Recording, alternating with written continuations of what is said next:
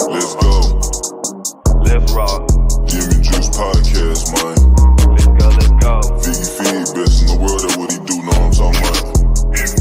Round Rock, born and raised in the H-Town, Houston, Texas. Know what I'm saying? Let's go.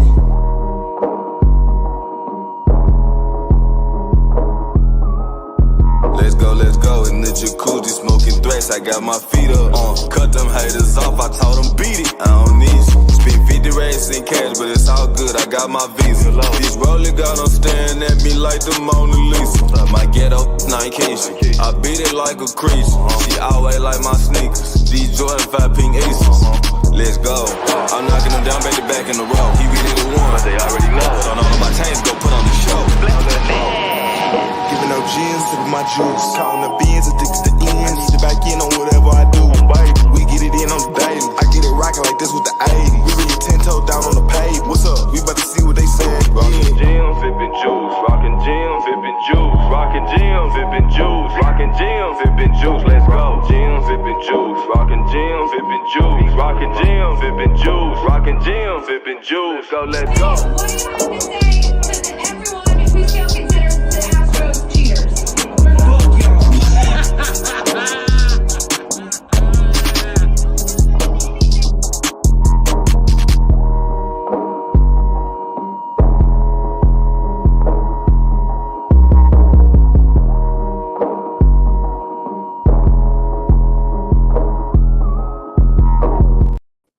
Oh, yeah.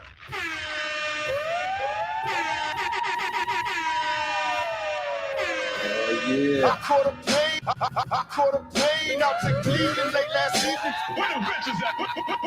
Where the bitches at? It's supposed to be titties. Where the fucking titties and the bitches? Teach your man how to squabble.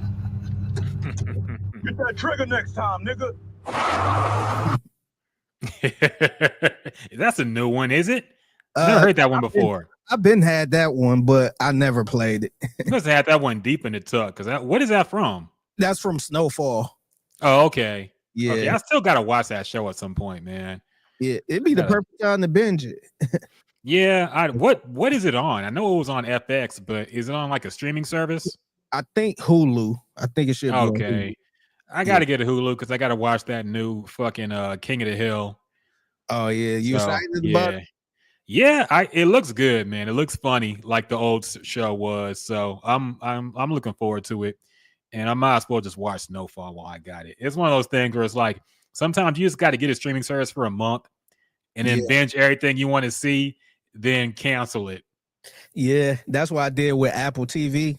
I had Apple TV for like 3 months. And I had a bunch of shows. Like I was consistently just like binging these shows. Like, let me get them all out the way so I could cancel it because I ain't paying for no Apple TV.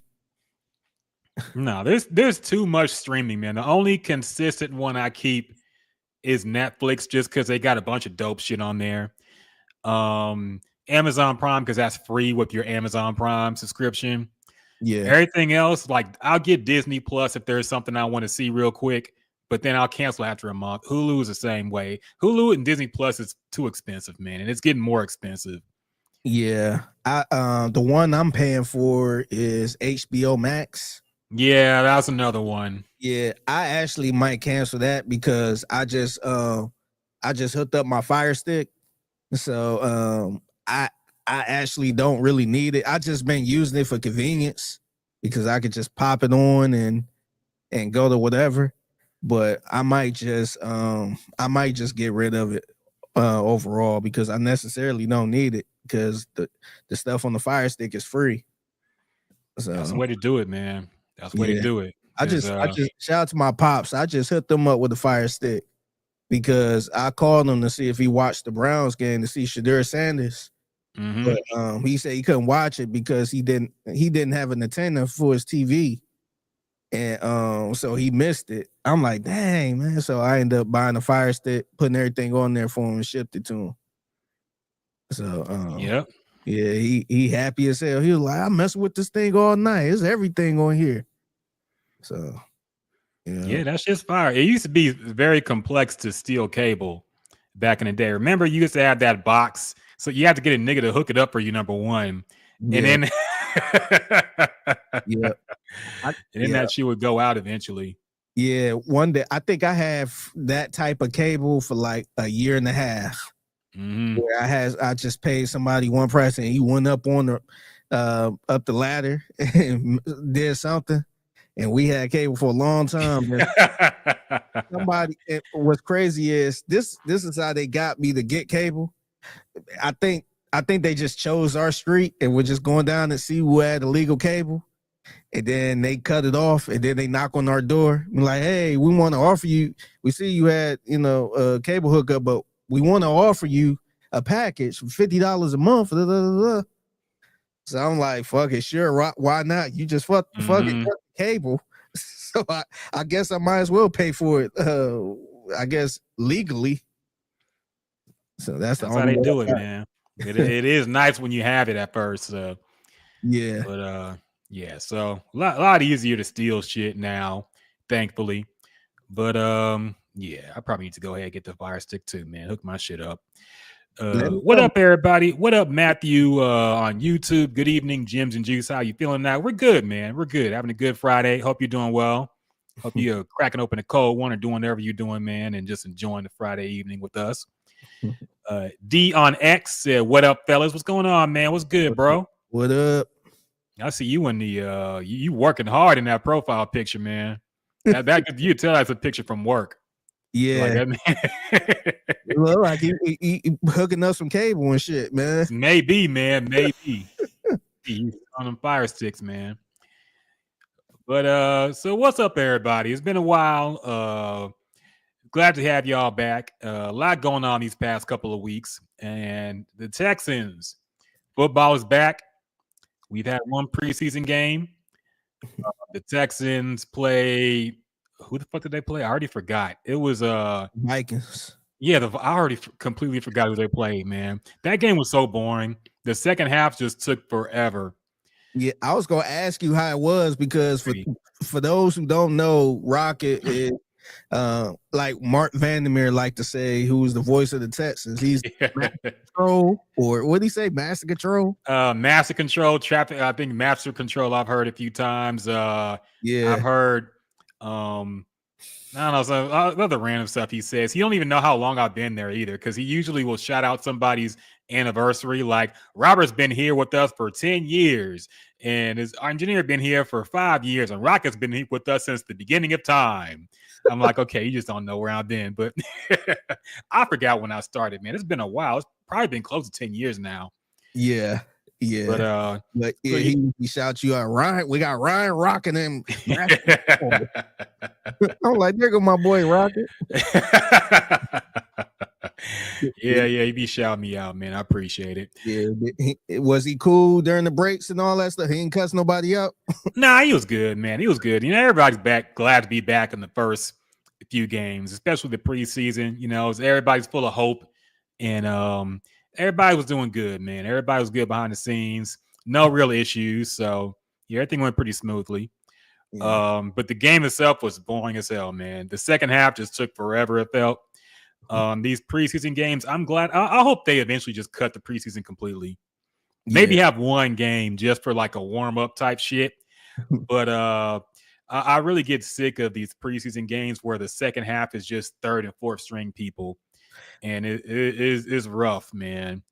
Yeah, I feel like it's getting worse too, because like you're already starting off with some first stringers in the first quarter, and then mostly second stringers. But then it's like they only get like 1 or 2 series now, or maybe a quarter. Yeah. But now second quarter, man, you looking at Slovis or whatever his name is. and everybody else is just like, damn, this game already ain't worth watching. Dog, Davis Mills had the CJ Stroud reps. Yeah, he played for 1 series. I'm like, wait a minute, are you scared to get hurt? Come on.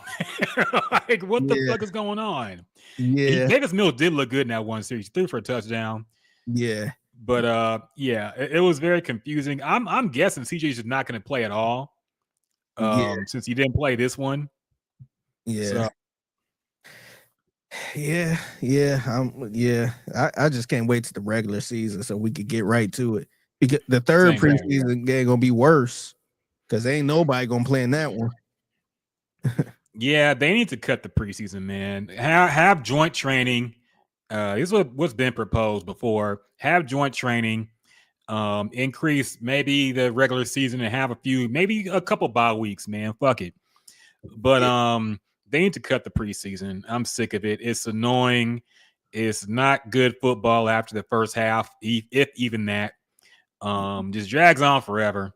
And you're watching people who are probably not going to make the team at that point. So it's kind of like, what do you even take away from this game? The most basic game planning and coaching and plays you'll see because nobody's trying to give away anything. So, yeah, that's rough. Yeah. So Matt says Ryan Rockett back at the Master Controls is what I always hear. Yeah, that's my call sign now. I'm at Master Control. And if you saw the room I'm in, you would not look like Master Control to you, but I appreciate it. Yeah, I might have to find that drop.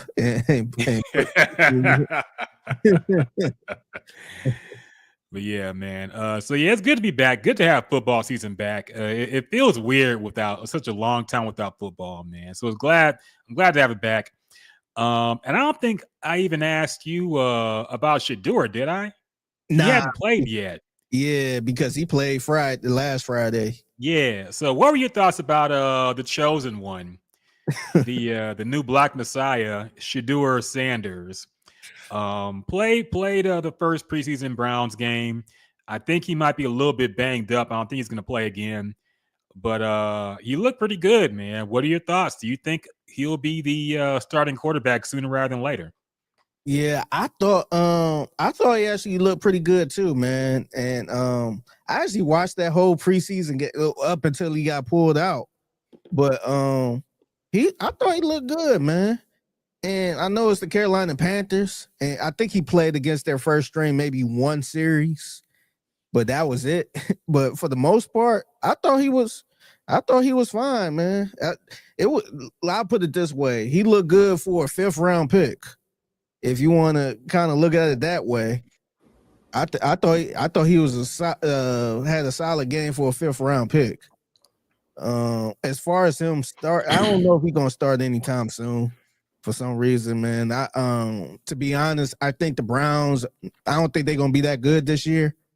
Joe Flacco, he's older. I just don't know if he's gonna be good enough to have them winning games and stuff like that. I think eventually it's gonna be it's gonna be like a carousel of quarterbacks. So I think eventually he's gonna get his time, but I think it's gonna be garbage time. I think the season gonna be over.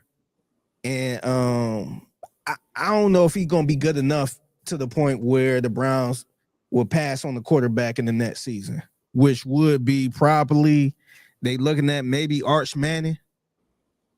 And to me, I don't know if he's gonna be that good enough to pass up on the quarterback if the Browns got the number 1 overall pick. So yeah, I don't think they're gonna give him that chance. If they did, he got to be looking like, oh shit, they winning games with this guy. I think that's the only way, but I don't know if that's going to be the case. Yeah. Look, I'm glad he looked good. I'm getting sick of the narratives already. Stephen A. Smith acting like they're trying to sabotage him by putting him out there in a preseason game. That's one of those things. That's I feel like one of those things that hurts him more because it's kind of like not the Colin Kaepernick thing really, but it's like the Tim Tebow thing where the media outcry and fan outcry for him gets so distracting for the regular team and the people who are just trying to win games that it gets distracting for everybody.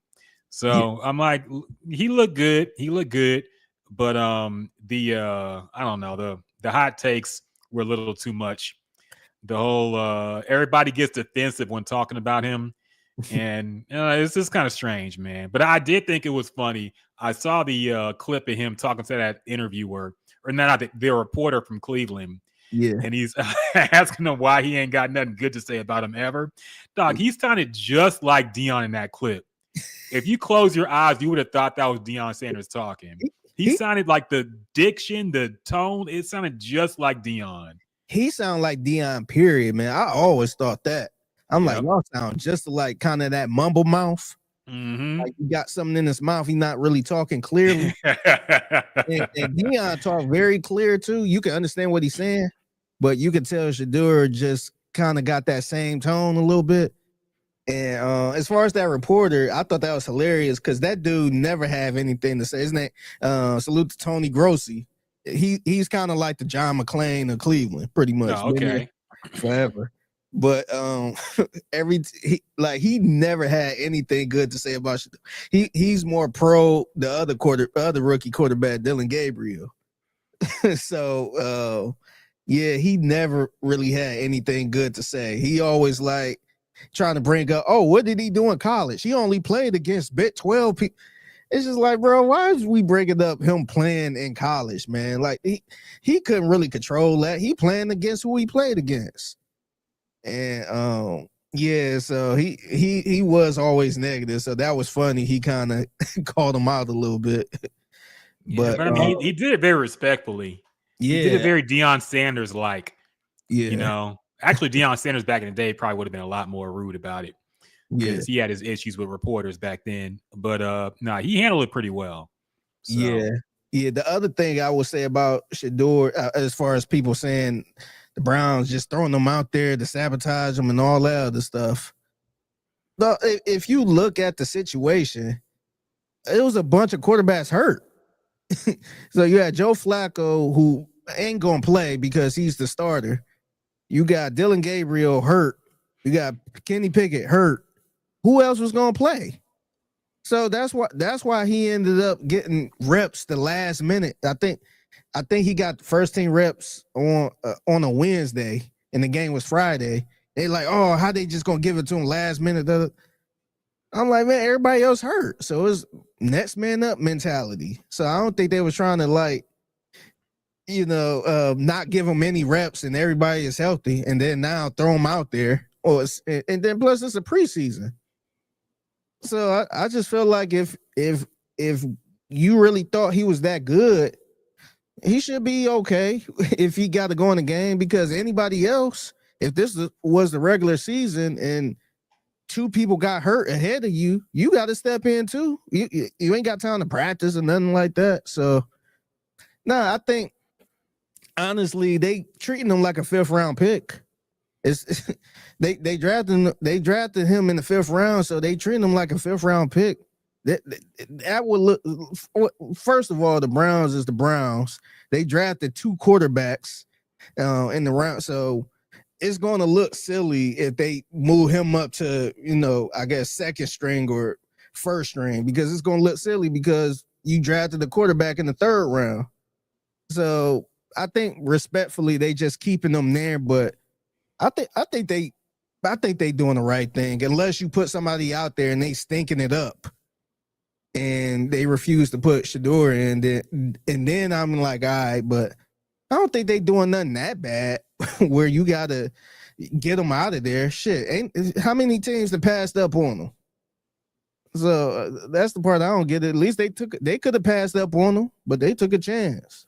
No, you see, it was a conspiracy. Okay, it was a league-wide conspiracy to not draft Shador, and it was going well until Donald Trump said something about it. Then the league got a little pressured, and Roger Goodell made the call and said, okay, somebody got to take him now. So Browns, you almost ruined our league with that guaranteed contract bullshit you put with Deshaun, so you're up. Take him. And that was it. So, yeah. But, yeah, I mean, it's preseason, man. Even if you look terrible out there, I mean, it's experience. He's a 5th round pick. He's got real game action, at least, real NFL type action. And even if he looked bad, I wouldn't make a big deal about it. It's preseason, man. He's a rookie quarterback. So, yeah, I didn't see the big deal. But that was the Stephen A. Smith take on it, of course. So, yeah. Yeah. How did you feel about this? We didn't even talk about this, but Texans practice, Brevin Jordan got hurt. And Brevin Jordan got hurt, and I guess there's a lot of reports saying that everybody at practice was real, kind of emotional over it, and they said CJ was a little bit emotional. Mm-hmm. So that kind of caused a riff on social media and the airways about CJ leadership and this whole macho man thing, him crying because remember he was crying when Tank Dell got hurt in the game and all that stuff. So how did you feel about that that conversation? I did not mind it happening at practice. I did see that conversation. I don't care about what happens at practice. Look, it's practice. People get emotional. You get close to teammates. I did not like it with Tank Dell. I understood they were close friends, but this is a fucking regular season game, man. This was it was not even halftime yet. And CJ was bawling his eyes out. I'm like, dog, the quarter ain't even done yet. You got to go back out there. I was wondering if they were going to send him back out after that, man. He looked a wreck. And I'm like, nah, man, I understand that's your homie. You the leader of this team. You the quarterback. You save that for the locker room, man. You could go back, go in the halftime, go somewhere in the corner and get it out. I do not want to see that on the field. But practice, like, who gives a shit, man? It's practice.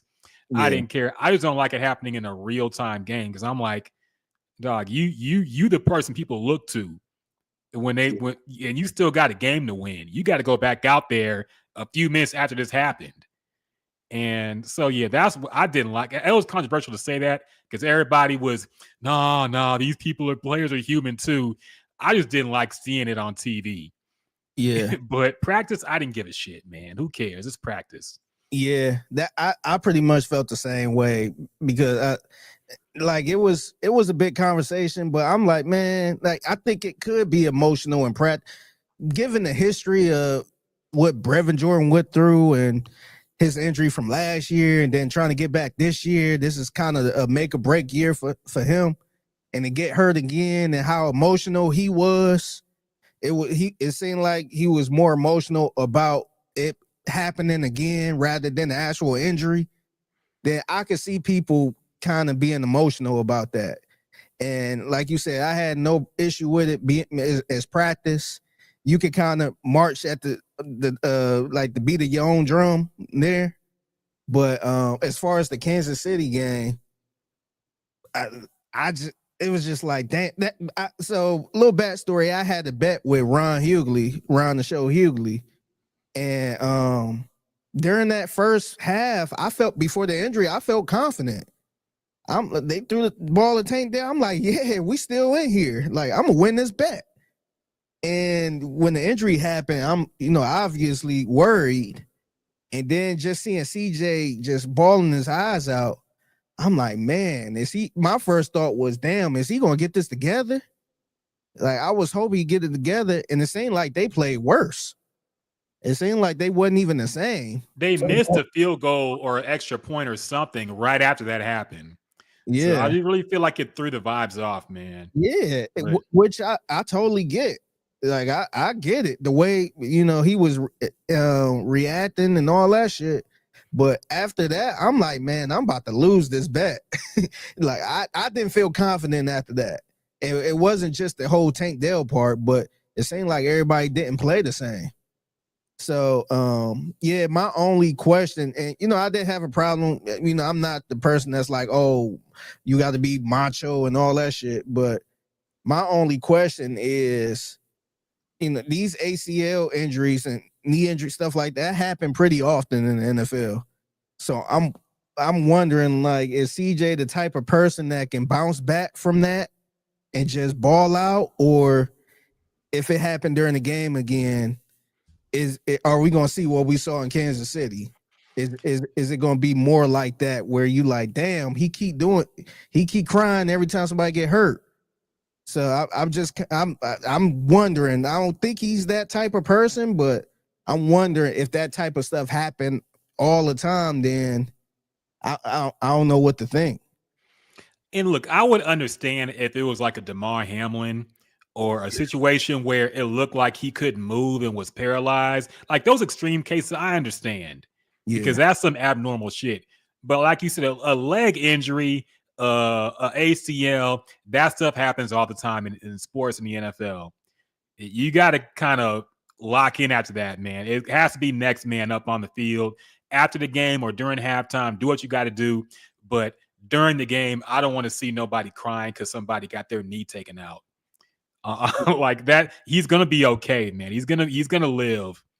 I didn't like that, and personally, but I understand, him being close to his teammates, and they were especially close. So I get why he was sad. I just didn't want to see it in the way he showed it on the field. But I don't know. Maybe that's toxic of me. I don't know. So yeah, Matt says preseason has turned into the 2s, 3s, and wannabes showcase. But hey, it's a sign of things to come. Football is back. Yeah, it is good to see football back for like that first quarter, because that's the first quarter of actually seeing something that resembles NFL football you will see. And after that is just Bush League type shit, man. It's good to see people play hard, but like I said, that second half of that game just stretched on forever. And I really got sick of it. But it is nice to have football back in some form or fashion. Yeah. And Matt also says, like Reggie says, open your third eye, Figgy. Open your third eye, brother. TJ on X says, no way this is a real topic. 6'10" steady on this shit. Yeah, I don't really care for it, man. No, I had to ask Rocket because I ain't talked to Rocket in a minute. I know we ain't been talking about this in a minute, but yeah, I just had to ask him about it. I just kind of want to get his take on how you. And let's face it, there's nothing else to talk about during training camp either. But I think it's a non-issue for the Brevin Jordan thing. I didn't care, but the Tank Dell shit, I didn't like it. I didn't like that. I didn't like that when it happened, and people got mad at people who called it out because there's only a few people I saw. I didn't say shit, but there are a few people who said I don't like this, and then they got jumped on Twitter. Yeah. And I'm like, man, I kind of agree. I understand him being upset about it. I didn't want to see him that upset during the game. Yeah, me personally, it didn't. Like I said, it didn't bother me either way. But I will start to worry a little bit if it start affecting games. If it's a crucial game, let's say against Baltimore or something like that, and they in it, and something like that happen again, and then the Texans fall apart, then I will probably I ain't gonna sit there saying quit crying like a little bitch, nothing like that. But I will wonder, like, damn, I will feel like, damn, this team, we need to be stronger. I will think about that because that's actually affecting the game. And not to be insensitive and stuff like that, because we know everybody is human and all that shit. But at the end of the day, you still got to play the game. They're not canceling the game. And this ain't going to be the first injury that happened. And everybody else go through the same injuries too. And they gotta play. So that would be my only question. But they did cancel the game for DeMar Hamlin, so maybe something crazy happens. They'll cancel it. They canceled another preseason game earlier. Somebody got hurt. I want to say somebody on the Bills. Got hurt. I forgot who it was. It's the Lions and the Falcons, I want to say. Oh yeah. Somebody got hurt and they called the game off. I'm like, okay, preseason. Yeah. But so I think that about does it for NFL headlines. I don't know what else is going on. They have a game tomorrow, of course. Who are they playing again, Figgy? The Panthers. The Panthers. Yeah. Any predictions about this one? Any rumors about any starters playing at all, or no? I have no idea. I don't think the media asked them on Thursday when they talked. So I have no idea who's playing, but I'll be at the game. I'll be out there judging tailgates and all that stuff. So, yeah. I got to address this because TJ killing me here. Y'all the flagship. Please tell him that. Or Figgy on the flagship. Well, technically, I work there too. But I have no say in whatever the fuck they talk about during shows. And honestly, man, what do you want Figgy to do? You want Figgy to go up to the program director and say, hey, stop talking about this.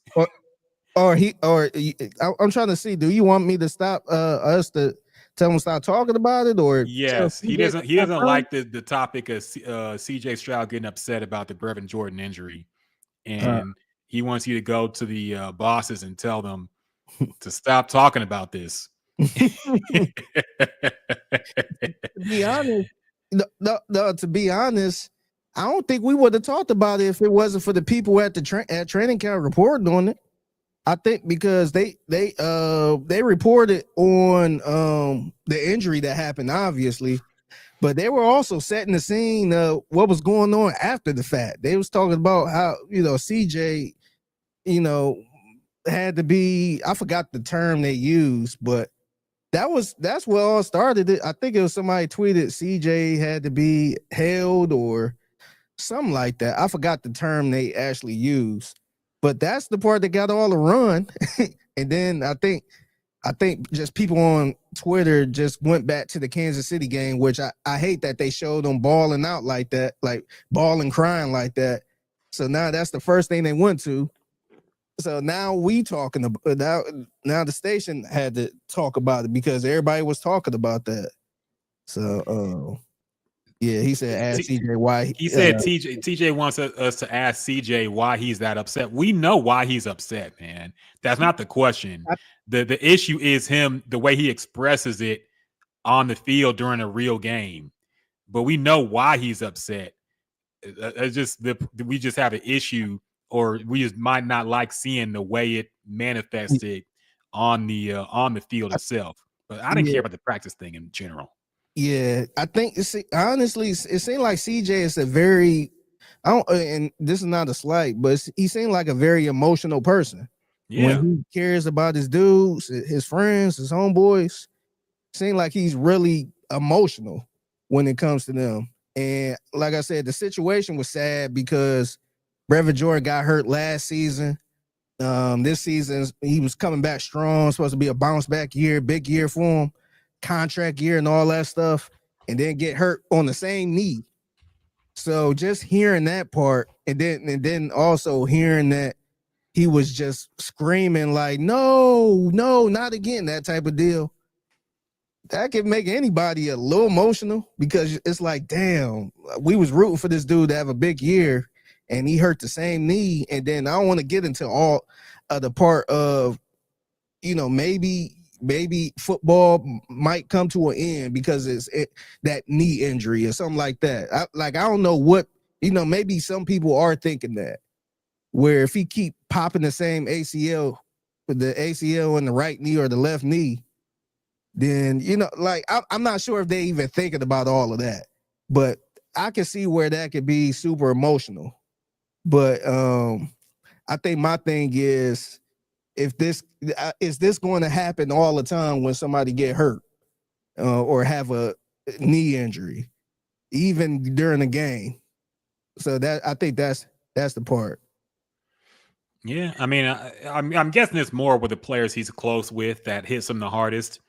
But sometimes I kind of feel like that's why you have to separate your real friends from your, your teammates. I mean, nothing like you can't hang out with them or nothing. But I do feel like if you're too close to somebody, anything that happens could affect you. If they get traded, that'll affect you really emotionally. If they get hurt, that'll affect you really emotionally. You got to separate business and pleasure, or business and recreation sometimes, man. But like I said, some NFL players are just emotional. Remember that dude who just cried during the national anthem on the who was that on the Broncos? Just started crying a waterfall during the national anthem for no reason. Yeah, it was like no Sean Moreno, I think, or something. Yeah, I think yeah. I remember that. Some players are just emotional. Some players just leave it all on the field. Literally, man. They cry. They get upset. They throw shit. Tom Brady was throwing fucking the little think pad or what the fuck that is. Some players are very emotional, man, and that's just how it is. But he's still young. You just got to control that shit. As a leader of the team, as a quarterback, you got to control that. But I'm sure he knows that. People have talked to him about it, so I'm not worried about it. Yeah, I think the other thing that kind of bothered me a little bit, I guess, just the dialogue that was been going on. is just people talking about, oh, it's weird that y'all criticizing them over it. I'm like, brother, we on Twitter, man. People will criticize you over anything. Like, let a man show any type of emotion on Twitter or X or whatever you want to call it. They are going to criticize you or have something to say. So I don't know. I just didn't get that part either. It's just like, man, like we not talking about real life. We address the people that's on social media talking shit like they always talk shit, man. Like I could put on social media and say something like, damn, man, I'm getting a divorce and I'm crying my eyes out. People gonna talk shit, man. Everybody gonna have something to say about that. So I just don't understand the people going at the people on social media for saying he looks bad for crying or whatever like that. I'm like, man, this social media, man. Hey, this shit shouldn't even be on there. And the funny thing is, like, if y'all didn't talk about this, there'll be people who would be like, why aren't y'all talking about this? See, here y'all go. The official PR people of the Texans don't want to say anything bad about CJ or anything bad about the team. So you really can't win. Either you address it, people get mad. You don't address it, people get mad because they think you're just the unofficial official PR people for the Texans or something. And we just do whatever they say and don't want to upset them. So you can't win, man. People are going to have a problem no matter what. Matt says CJ is still maturing. I think he needs to learn how to compartmentalize these things. It's not a negative, but sometimes you need to learn that. Yeah, I agree. You just got to learn, like, when it's game time, it's game time. There's a time and place for everything. And you always got to act like thousands of people are watching you on the field and everything you do. So you kind of got to keep that in mind. Keep your composure as much as you can. And he's young, so I think you have a good point. He's going to learn from that. But, yeah, and I think it takes some time. Like I think about people, especially players who I think the first person I thought about was, I want to say with Brett Favre. I want to say he lost his father, and he played that. I want to say he played that same night on Monday Night Football. Yeah, it had a legendary game. So I'm wondering.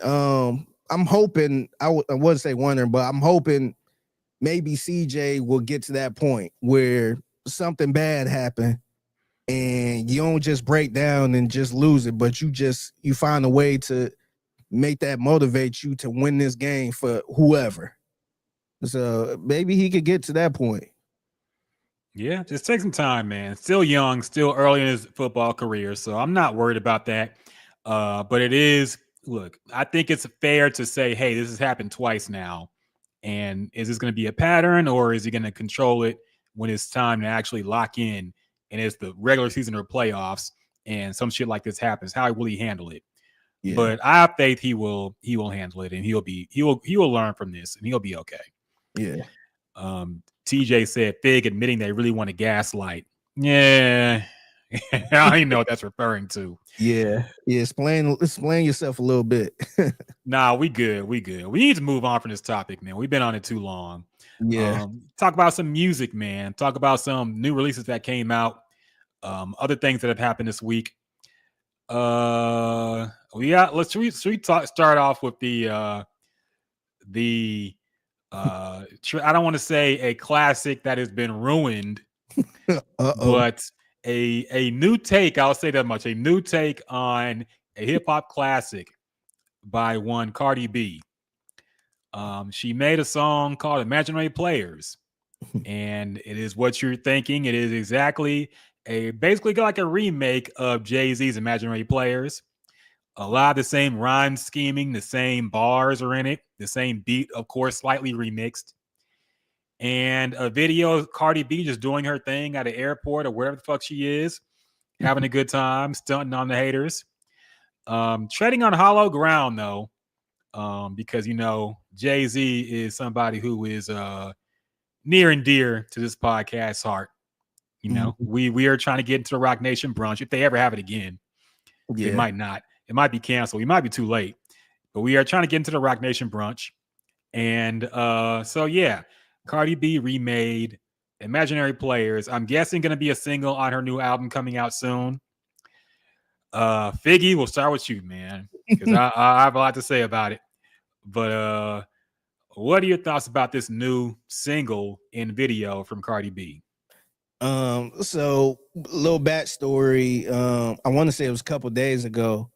It leaked. They said it leaked out that was gonna be her next single, and it was a sample or inspiration or whatever. I forgot how they put it, but imaginary players from Jay-Z, and he cleared it and all this other stuff. So I'm like, wait a minute, is she about to use that? I immediately got an attitude over it because my first thought was they gonna do how all these artists do now whenever they take a song from back then and just add some 808s to it, make it ratchet and all this other shit. So that was my first thought. I'm just like, man, she couldn't find nothing else. But when I heard it, I was actually surprised how much of the same it was from the original. I was really surprised. I thought they was just going to take that little piece and then just trap it out, pretty much, lack of a better word. But it was damn near rapping over the same beat. It was a little bit of a difference, but it was rapping over the same beat and the same rhyme scheme. So at that part, I was a little impressed, but to me, man, I don't know if I'm just Cardi B fatigued or what, but I don't know. It's hard for me to get through the accent now, man. Maybe I'm just being picky, but I kind of appreciate her stepping out, doing something different, because we always criticize people doing the same shit, and I think I did from her last single. So I appreciate her stepping out, doing something different, but I don't know. I just couldn't really get with it with that type of song and that type of beat, especially knowing what Jay-Z did to it. So I already think that's a losing battle. It's funny because I was telling my wife, like, I played it for her, and she like, oh, this is different from what she usually do. And then I played the original Jay-Z one, and she was like, she asked me if I liked the Cardi B one. And I'm just like, I told her it's a losing battle trying to rap over some classic like that. And I told her if it was me, I would never touch anything like that because it won't be better. No matter who you get on there, it will not be better than the original one. So I know I'm being a little wordy, but to kind of answer your question, I thought this would have been fine as a B-side song, a song that would have just been on the album. I really didn't like it being released as a single. I wouldn't have been as mad if it was just on the album. If it was just, we listening to the full album and then that song came across. I'm like, what? She used this? But I would have understood it like, okay, she kind of getting into a different type of bag from her compared to what she usually do. I would have been fine with that, but I don't know. I don't think I'll go back to this. And I'm curious to see how the women, because I think most of her fans are women.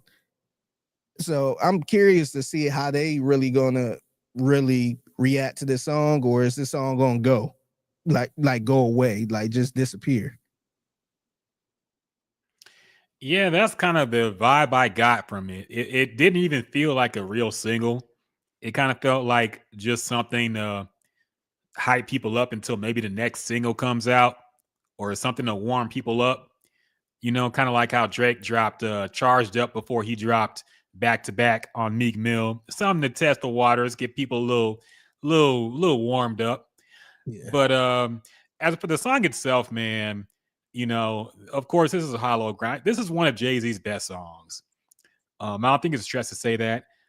It's really where he perfected his flow and the kind of rapper he's going to be, because this came out on Volume 1, his second album, and it kind of created what Jay-Z is going to be from then on.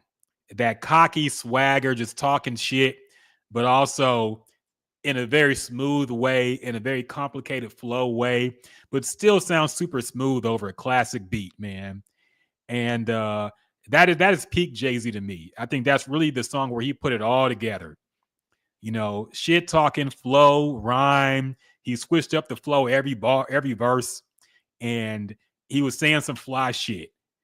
And when Cardi B tried it, I'm not against trying to rap over somebody else's beat, because I have to admit, Nipsey Hussle really destroyed the Hard Knock Life beat. I can't listen to Jay-Z's version of that song without thinking of Hustle and Motivate Now. Nipsey really did take over that song, and he did a better job on it than Jay-Z. That's a rare occasion, though, man. That don't happen all the time. Yeah, exactly. And it took a rapper who was able to do it, plus the beat was different enough where it just sounded like a different song with the same sample. This is like the same song. Yeah. And you can't help but compare it when it sounds exactly the same. Plus, she's rapping the same, saying the same shit Jay-Z was saying. Mm-hmm. And here's the issue with somebody like Cardi B, and when you have somebody writing your rhymes, it don't sound believable. When Jay-Z was spitting those verses, it sounded like he was really disgusted at somebody. Like you can really feel it in his voice, in his delivery, how passionate and disgusted he was at these fake people acting like they got money and they don't. Which is, by the way, if you didn't know, it's been confirmed now was a diss at Mace from back in the day. Mace confirmed it too on this show that he was dissing Mace on that song. But so yeah, it sounded like Jay-Z was disgusted, whereas with Cardi B, it just sounds like she's rapping something somebody else wrote. She don't have that passion in her voice, really. She don't have that natural swagger that Jay-Z has. It just don't sound the same. Like you said, the accent gets in the way too. And this is what happens when you don't have a real rapper on some real rap shit. It sounds fake and formulaic. It didn't work for me, man. I didn't like it. I like her paying homage, I like, and to be fair, it has shown a lot of the new generation, the original Jay-Z song, which they have not heard before. Did you see this? I don't know if it was real or not, but I seen something. It might have been a tweet that said the Jay-Z song peaked in the top whatever for the first time ever. Yeah, I saw that. People are going back on it. That was real. I didn't know if it was cock sources or what, but I seen that. I'm like, damn, that's a big deal because that was like a street legend type of song. It wasn't like a radio hit or anything. So for that to peak anywhere, I felt like that was dope. Yeah, no, that's why I'm not knocking it. Like, look, it got people on the original song. Now they can compare and say, because I see a lot of Jay-Z disrespect online. A lot of people acting like nobody knows his music. Nobody was bumping him in the South. Nobody was this and that. He was never the top rapper in New York or whatever the fuck. And now when people start going back on his catalog, they can actually see, okay, he was that dude. Yeah. At this point in time. So I'm not mad at the attempt. I just think the attempt was bad. And I think when you're gonna tackle something like this, you gotta go the Nipsey Hussle route. Go left with it. Do something else more creative with it. But if you're gonna just rap the way on the same beat that Jay-Z rapped on exactly, pretty much, you better be super lyrical on it. You better not get killed by Jay. And it didn't work for me, man. Maybe some younger people might like it. People who didn't hear the Jay-Z one first might think it's very creative. But for me and the other old heads, I'm sure it just is a weak replica of a classic. Yeah. And I don't like it. But that's just me. Let me ask you this. Do you feel like they're using Cardi B wrong by doing this? Because I wonder, because I was complaining about how her last couple joints sound the same. But do you feel like that should be the lane she stay in? Or because I feel like she tried to do something different. And sometimes, as much as we criticize people for doing the same thing, if some artists step out of their lane, that could throw them off a little bit. But do you feel like they should just stick to what's hot and what's, the up if it's stuck and, all the type of party type of songs that she do? Do you think they kind of doing her wrong by trying to do something different like this and actually putting it out as a single? I think the issue with her is that well has kind of dried up for her. I think what she did before is no longer working. And I don't know if it's just not being able to find the right beat or not being able to find the right hit, but the formula is no longer working because she's dropped a lot of music between her first and come to be her second album. And outside of a few, the Up song was kind of big. That was years ago, though. WAP, of course, but that was also, 2020? Yeah. So it's been a while, man, but since she's had a real legitimate hit. And part of me might be saying she might want to tap into another lane and show people she has versatility. It might be that kind of song, but I would assume the next single is going to be some poppy dance bullshit like she always drops. This is just something to keep people from saying she always makes the same song. Yeah. Kind of, like, oh, I could get lyrical too, y'all. Look at me. I'm like Doechii and fucking Rhapsody. I get lyrical too, but no. Yeah. Yeah, so. It's a no. I like I said, I would understand it if it was just a song on the album, but to me the single and the video and all that shit, I'm just like, damn, you rolling with this as the single? Like Jay-Z didn't even roll with this as the single. I don't think he did. He might. I mean, he shot a video for it. Yeah, it might have been a single that just didn't hit. Didn't pop. Yeah. Yeah. Okay. Yeah. But it seemed, I'm like, damn, it seemed like this would be a song that was like just a song on the album, not a lead single or anything like that. So I don't know. I think the biggest single off of Volume 1 might have been the Sunshine song, which is now a joke. Sidebar though, I always kind of like that song. It's the video that's terrible. The video is just awful. One of the worst Shiny Suit era type videos ever. It's kind of like if In Living Color made a parody video of all the typical shit you see in rap videos at that time. That's what that video would look like. It was a terrible video. The fisheye lens on Jay-Z in that green suit. What the fuck? The dancers in a Rubik's Cube. Weird video, man. Weird video. I like the song, but the video kind of ruins it once you've seen it. Yeah, I'm looking at this album now. I feel like The City of Mine was a single too. Could have been. Yeah, it was with Blackstreet because I remember that song, especially when I was a kid. I remember that song and then Sunshine, of course. It's weird. I forgot it had Babyface on there. Yeah, on a hook. Babyface and Foxy Brown. Yep. I think it was said at some point that a lot of those songs were supposed to go to Biggie for his I think Life After Death album. Or not, whatever the fuck his next album was going to be. Born after Again. That. Born Again, yeah. And so they were trying to make Jay-Z into like a pop star type, shiny suit, Mace type dude. Yeah. And it just didn't work for him, man. That's not his lane. Yeah. Me personally, I didn't hear about Jay-Z until Hard Knock Life.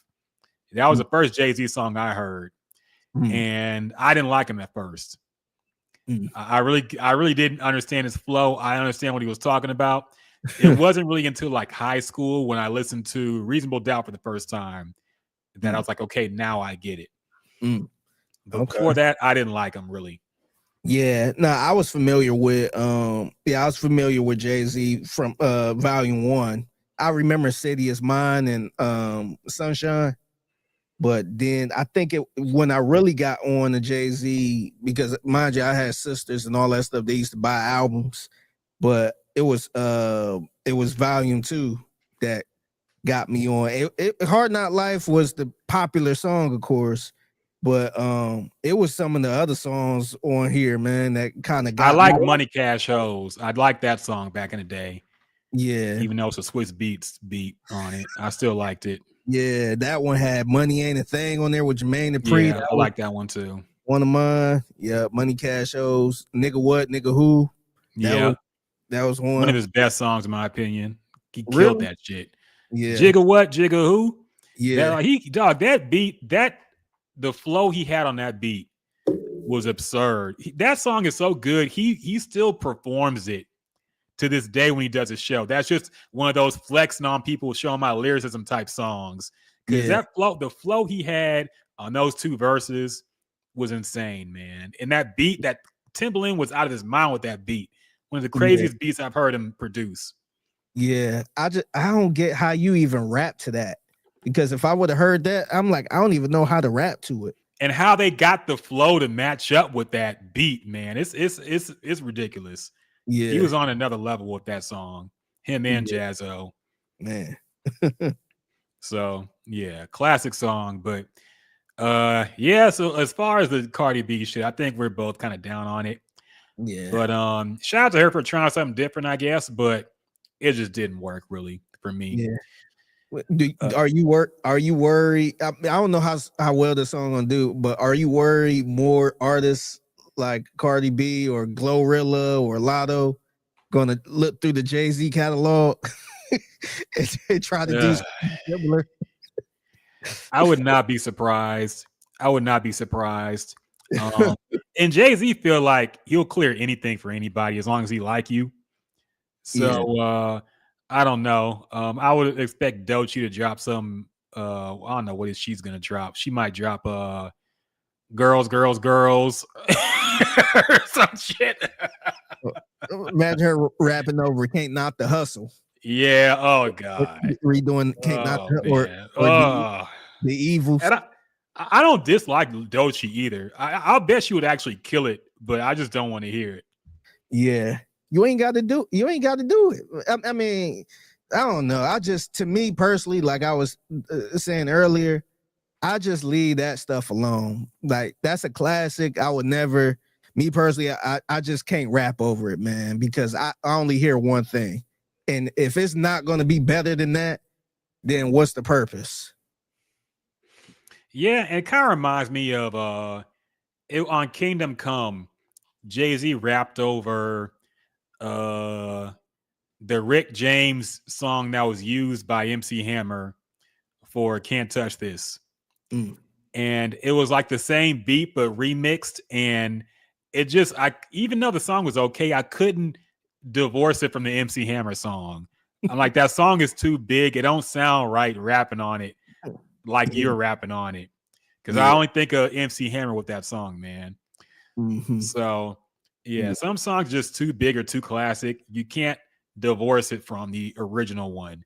Or like I said, you got to go all the way left with it like Nipsey Hussle did. Yeah. So yeah. Other new music that came out, Ghostface Killah dropped, I believe this is an album. No, this is another single. Okay, called Metaphysics. I'm guessing you've heard this, Figgy. What are your thoughts on it? Is Ghost back? I listened to it. I think this is better than the last single he dropped. And remember, he kind of leading up to Supreme Clientele too. Yeah. I think this one is much better. And I feel like, and this is classic Ghostface too, where he do a lot of name dropping. Like rocking the Yeezys like Kanye, and he kind of get into all that stuff. He was name dropping a couple people where I'm like, okay. So this one kind of got me a little tiny bit excited for the album, but I just hate that he named it Supreme Clientele too, man. I just wish it could have been something else. It should have been something totally different, and I probably would have been way more on board, but I just hate that he's doing Supreme Clientele too. Yeah, it's unfortunate, man, that like I said, I've never heard a sequel album made 20 years after that has been good or sounded good. It just sounds like you creatively bankrupt and you got to go back to, oh, this is me back on that old shit. No, it's not, man. You're 50 years old now. I'm sorry. It's not going to be the same. You no longer on Angel Dust. you ain't in the studio with RZA and other classic producers. Yeah. So it's not going to be the same, man. I'm sorry. Yeah. But I wish for the best for him. But yeah, I can't co-sign it. Lamont, what's going on, Lamont? He said, damn, I remember Ryan Rockett. What's going on, man? Lamont the Leviathan. I still remember the first time I talked to Lamont on the phone. He had the deepest voice I ever heard on the phone, man. He was like, "Hey, I can't even do his voice, man. It was super deep." And I was like, "This is Lamont?" Like he sounds like a Lamont though, for real. Yeah. So yeah, I remember you, Lamont. What's going on, bro? How you doing, man? Every time I answer his calls, he say, man, CJ Stroud over here crying. Like, what's the hell in that quarterback crying? That sounded like some shit he would say too. I know he was mad about that. He was talking over about these there weak men here. Yeah, he over there with his panties in the bunch. Man, go over there and play some football. That sounded like some shit he would say, man. Oh man. Oh man. I'm not surprised. What's going on, Lamont? Hope you're doing well, man. He always hit you with the say, man. It's always funny when you're doing the phones and somebody comes in hot. I'm like, bro, you're not on the, I'm just answering the phone, dog. Just tell me what you want to talk about, and then wait till you go on air before you get heated up. Don't waste energy on me. Yeah. Yeah. Salute to Lamont, man. Yeah, it's too funny, man. Other music that came out, Gunna dropped an album called The Last One. Apparently because this is going to be his last album on YSL, the label. So now he's a free man, a free agent. I skimmed through this album and it was just okay. I didn't think anything of it really. It's very generic sounding Gunna music to me. It was one of those albums where you know exactly what you're going to get into and listen and hear over these turbo beats and all this shit he's always rapped about or rapped over before. There's nothing that hooked me. Nothing went to the playlist like his last album, which I thought was pretty good actually. When you heard Neck on a Yacht, you got stuck there. Yeah, there's nothing like that on here, man. Unfortunately, I skimmed through the entire album. It's a long ass album, like 25 plus songs, and I couldn't do it. I feel like this is something he just kind of threw out to be done with his album or his record deal. Yeah. And that's it. So if you're a fan of Gunna, you might like it. I enjoy his music, but I did not like it. I thought it was a throwaway, and it's something he can just do to say he's done with YSL. Yeah. Did you see I don't want to say a Slim Thug, but Young Thug he tweeting pretty much going that Gunna and said nobody wanna hear that shit. And then he calling on rats and all that stuff. Yeah, I'm really confused about Young Thug's behavior towards Gunna because number one, you had him ask the judge if he could still work with Gunna or after he got released from prison and on parole or probation, whatever the fuck he's on. And then he had an interview where the interviewer asked him about his relationship with Gunna, and he kind of said, I don't know what it is. So it seemed like he was leaving the window open to maybe do something. And then he gets on Twitter and just shits on Gunna nonstop. So I don't know what I'm thinking, and it's completely, of course, speculation. I feel like there was talk for him to re-sign, and maybe Young Thug was trying to get him to come back, and Gunna didn't want to. And now he's mad, and now he's like burying him in his music. Yeah, I wonder if Gunna never reached out to him and just totally cut off communication with him, because like you said in that interview, Thug said, I don't know what our relationship is, or I don't know what it is. I wonder if he maybe tried to reach out to Gunna, and Gunna is just like not just kind of cut everybody. I wonder if Gunna cut everybody off, and now that Thug he's not answering or responding to me, it's just like fuck him. It's possible, man. At some point, that relationship completely deteriorated, and I feel like even after the snitching and after the Young Thug got sent home, I feel like there was at least an attempt to make things right, and it just didn't work out. Because I mean, he's still on the label. He was still on the label. He was still releasing music through YSL. And if Thug hated him that much, he could have just released him. Yeah. Yeah, fuck it. Nah, I don't want nothing to do with him. He cut his deal. He's done. Yeah. But he made 2 more albums after the fact on YSL. So I don't know, man. Maybe things fell through the table and now he's just mad. And now all of a sudden he's a rat again and all this shit. So I don't get it. But yeah, looking forward to, hopefully Gunna can get back to better music after this. Maybe he was just being held back by the YSL thing, and now that he's free and can sign somewhere else, we'll get better quality music. But yeah, I don't know. Yeah. And also, last but not least, Chance the Rapper, your favorite rapper, Figgy, he is back. Everybody thought he was gone. Everybody thought he was done. Everybody thought he was washed. He came back with an album, man. And I will admit, I gave it a shot. I'm not a fan of Chance the Rapper. I thought he was one of the worst of those blog era type, rappers. Him and Donald Glover, I never liked them. But I gave it a shot, and actually, it wasn't that bad, man.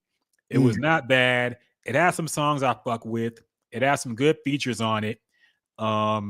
Jay Electronica came back at the end and killed it, of course. There were some songs, I gotta look up which one, but I actually liked it, man. The song with BJ the Chicago Kid was good. The song with Big Mensa was really good. It does feel like he's kind of more of on a conscious tip now than he was before. He's more rapping about the state of the world and black people. Of course, I believe the title of this album is probably a reference to the Marcus Garvey Black Star Line type thing. So he is more of a conscious rapper now, it feels. There's not a lot of religious talk anymore. No wedding or marriage talk anymore. He is now more of a conscious rapper. And it's not bad. Yeah, I'm looking at the one with BJ the Chicago Kid, the Negro Problem. Yeah, see, he's common now. He's most deaf. He's Talib Kweli. Switched it up. Yeah. No, I see he got Do or Die on here. Yeah. Oh, that song goes. That's one I meant to mention. That one is hard. Okay. Do or Die song is good. Okay. I'm gonna have to check this out. Reggie actually told me to check it out. And I was kind of like, I ain't the biggest Chance fan like that. But he kept telling me to check it out. So I'm going to check it out. It's not bad, man. I feel like the worst things he did that I didn't like, he doesn't do them anymore. His voice got better. He isn't rapping that annoying ass voice anymore. Now, he still does sing a little too much for me. Like the second half of the album is a little too much singing for me in general. But honestly, man, it's not bad. This is what he should have dropped instead of that whack ass album about getting married. The Big Day. Yeah. With that awful that ruined his career. Yeah, that awful album cover with the clear. Yes. Yeah. See, he's back to his regular shit with a picture of himself. And I hope that the 3 hat is gone for good. He's wearing a bucket hat on this cover. And I'm hoping that the 3 hat has been officially retired because I'm sick of that shit. I'm sick of seeing it. And I think also, too, I'm looking at his discography on Tidal, and all of his other albums or projects or whatever they are, all of them got his face on it. It's unique painting on it. And the only one that didn't was that Big Day album. And that's the weird thing is that was his first official album. Yeah. So that should have been more of a mixtape type thing. And his the Church album should have been a real album. I forget what it's called now. Coloring Book. Yeah, Coloring Book should have been his first real album. And the Big Day should have been like a mixtape of Lucy he dropped. Yeah. But give it a listen, man. I think you'll actually like it. It surprised me. Good songs on it. Give it a shot, man. Maybe Chance is back. Maybe he's found his new lane that he's gonna be in now. But I can't hate on it, and I don't like Chance like that. I thought he was the most industry plant rapper to ever exist in this era. But it's not bad. It's not bad. It's pretty good music, and it surprised me. So Okay. Yeah, I'm gonna check it out. yeah, give it a shot, man. Yeah. In other news, dun dun dun dun dun dun dun. Lawsuits are back. Drake, new updates with the Drake and Universal Music Group.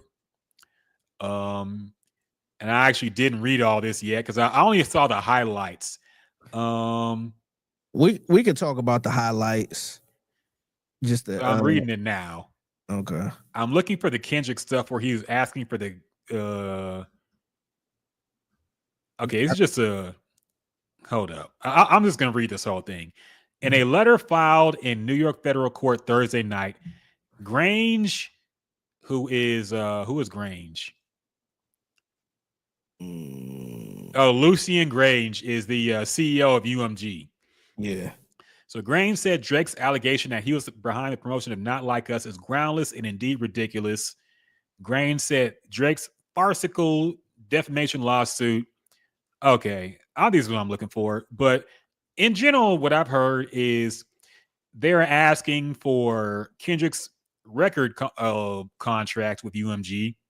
Also, they're looking to like the relationship between his wife and Dave Free, and also a paternity test or some shit for his kids. Yeah. I'm kind of confused on what exactly is going on here and why this shit even matters.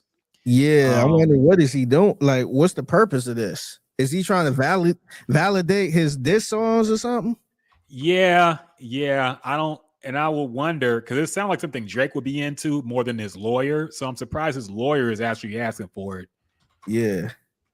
So let me look this up. Yeah, I saw that, and I guess they wanted to look up Kendrick's contract. Okay, let me see.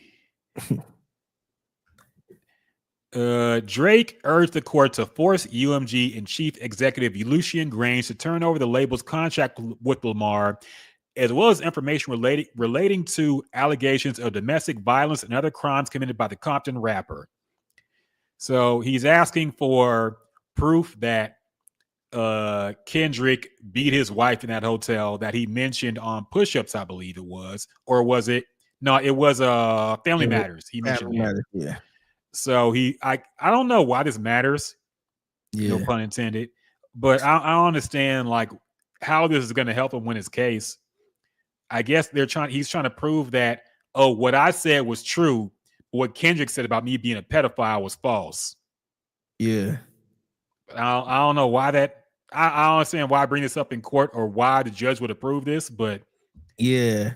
And remember, everybody kept saying, all the Drake stands kept saying, "Oh, this isn't about Kendrick Lamar. This is about something bigger." Well, it's starting to look like it's about Kendrick Lamar at this point. If you put records on his contract and his family and all that, so I don't understand the whole "this is bigger than music" talk. Yeah, and I also heard they were trying to get the guy who was allegedly behind the botting of Not Like Us to appear in court or something, but they can't find him. But yeah, I don't really understand. I'm guessing he's just trying to get some money out of it, trying to get a bag. But I just don't understand what this would prove at this point. The battle is over, man. It's been a year plus. Everybody's moved on. Outside of giving his fans some ammunition, I don't really see what the point is. Yeah. Like I said, I think from what I said from the beginning is he's trying to get a win on a technicality, basically. He's trying to say, okay, I lost, but it wasn't fair. I lost, but there were other forces against me and not just Kendrick. So you see, they cheated to beat me. Yeah. I think that's the only thing he's going for at this point. Yeah, I don't really get it, man. And honestly, I know some people can say, "Oh, he's still the biggest star ever," and I get that part, but I just don't understand how you move around the same after going through all these lawsuits and all that shit, man. Because have you ever seen somebody that used to talk so much shit and then you see them get beat up and then they come back around, they're not the same person Yeah. because they've been exposed and everybody saw them get whooped. And to me, I just don't understand how he can just go around like none of this stuff is happening. Like, I'm not saying he should be going around tail tucked between his legs, but it just seemed like he's just going around like he's still mob ties. And it's like, dog, you got a lawsuit going on, man. Like this is not a good look for anybody. So that's the part I just don't really understand, man. Yeah, and the thing about these cases, they take a long ass time, and then there's an appeals process. So basically, all this does is keep the beef in people's minds. Mhm. And I think at some point, Kendrick is going to move on. Once he's done with this tour, he's probably not going to do Not Like Us again. Yeah, I think he's going to bury that song and move on with his career. And or in case, or unless Drake does some other fuck shit and he has to come back and respond to it, and they start it up all over again. But I do think both artists eventually will just move on, and this case is just making it stick forever. yeah, I would think Drake wants to move on from this beef, but maybe he doesn't. Maybe it really irks him that Kendrick got one over on him, and he wants to try to recuperate somehow and have something to say. Hey, technically I didn't lose because look, they cheated, so it didn't count. yeah. Yeah, I guess that got to be it, because to me, I wouldn't be surprised if Not Like Us creep back up in the top 10 or 20 or something after all this stuff keep going on, where it make people want to go back to the damn song. And I'm sick of the song personally. Yeah, me too. But shit like this would make the song creep right back up into the top 20 or top 10. So, yeah, I'm not sure exactly what he's trying to prove. That's the thing. I wonder, what is he trying to prove? What's the purpose of trying, like maybe he is really trying to prove his lyrics or facts. I don't know. I just don't see how you could just walk around after that, man. Just as a person, just walking around with your chest out, knowing you got your lawyers is filing a lawsuit against this rap beef. It's tough, man. And I'm not saying people shouldn't listen to him or anything like that, but just as a person, I just don't understand how you could just go around like that. Me personally, I like to just get rid of shit. I like to move forward and just act like it didn't exist. I will be trying to do that. I wouldn't even be playing my diss songs towards Kendrick. I would never perform Family Matters, even though that was a damn good song. I wouldn't perform Push. I wouldn't perform none of that shit. I would be Jay-Z and Nas with it, where they just don't perform them songs ever again and don't even go back to it to even listen to it. Yeah, and the thing is, man, it makes him look like a hypocrite because and what up, Joy? Joy said shame is at an all-time low these days. No, 100% is, man. It makes Drake look like a hypocrite because on one hand, you listen to his raps and he's acting like nothing stopped for him. He's acting like that shit ain't do nothing to me. I brushed it off. I'm still here. I'm still Drake. And in this lawsuit, he's basically saying, oh, this hurt me emotionally. It hurt me financially. I lost this and this because of this beef. It's not fair. The song did irreparable damage to my career and my fucking reputation. And it's like, okay, which is it? In this lawsuit, you're saying it really hurts you. And in your raps, you're acting like nothing changed and you're fine. So it's really silly to have this thing drag out for forever and ever. But hey, I guess he's just looking for a bag. And then, like I said, he wants some kind of win over Kendrick. And either it's going to happen on rap or it's going to happen in the court. But he wants some kind of win to say, hey, I didn't get beat. So yeah, it's a bad look, and they need to wrap this shit up before, like you said, Not Like Us goes back to top 10, top 5, number 1 song in the country again. So Yeah. it's got to stop at some point, man. Do you feel like, because I guess we'd never know right now, but do you feel like it did, like the stuff he's saying in the lawsuit? What do you think is true, that he's him walking around unfazed? Do you think it's really unfazed and didn't really do much to his career, or is the stuff in the lawsuit more accurate? Look, it did hurt him, and I'm sure it cost him money and opportunities, because you got the whole country singing along that you're a pedophile. They performed this song at the Super Bowl, man. So yes, it did hurt him, but he has no recourse in my eyes because he fucking asked for the beef, man. And like they mentioned, UMG mentioned, he told Kendrick to say this shit. He was daring Kendrick to say the pedophile stuff. And now that he did it, you got mad at it. It makes him look really stupid, man. Because, like, all right, you egged on this beef and you even told him to rap about this stuff because you said it wouldn't do nothing to you. And then it did something to you, and now you're upset about it. Nah, man, you asked for this. Yeah. So What's funny is I feel like Kendrick never said anything groundbreaking. He didn't break any. I mean, the baby girl part. Yeah, that's not true. But that was the only thing that was like groundbreaking. But even if you throw that out, he didn't say anything that wasn't said about Drake. He just put it in the rap and made it catchy. 100%. No, and that's actually the problem I had with the song. It felt, because I said it when it came out, it felt like Kendrick just took a lot of the Twitter and social media arguments against Drake and just set it on wax. Yeah. I don't know if he really believes this stuff or not, but he said what everybody said he should say in a diss song, and he made it catchy. Yeah. But he, like you said, he didn't say anything that people weren't already saying. That video of him kissing that underage girl had been around forever. People were talking about that since forever. People were talking about him talking to Millie Bobby Brown since forever. Like, all this creepy shit has been out there, man. Yeah, it wasn't even like a Pusha T type of beef where No, it's on where it's just like, oh shit. Actual information was shared that we didn't. Well, the general public didn't know. Yeah, like some shit that Drake actually had to tweet or actually responded to, like, hey, that was an old picture of me.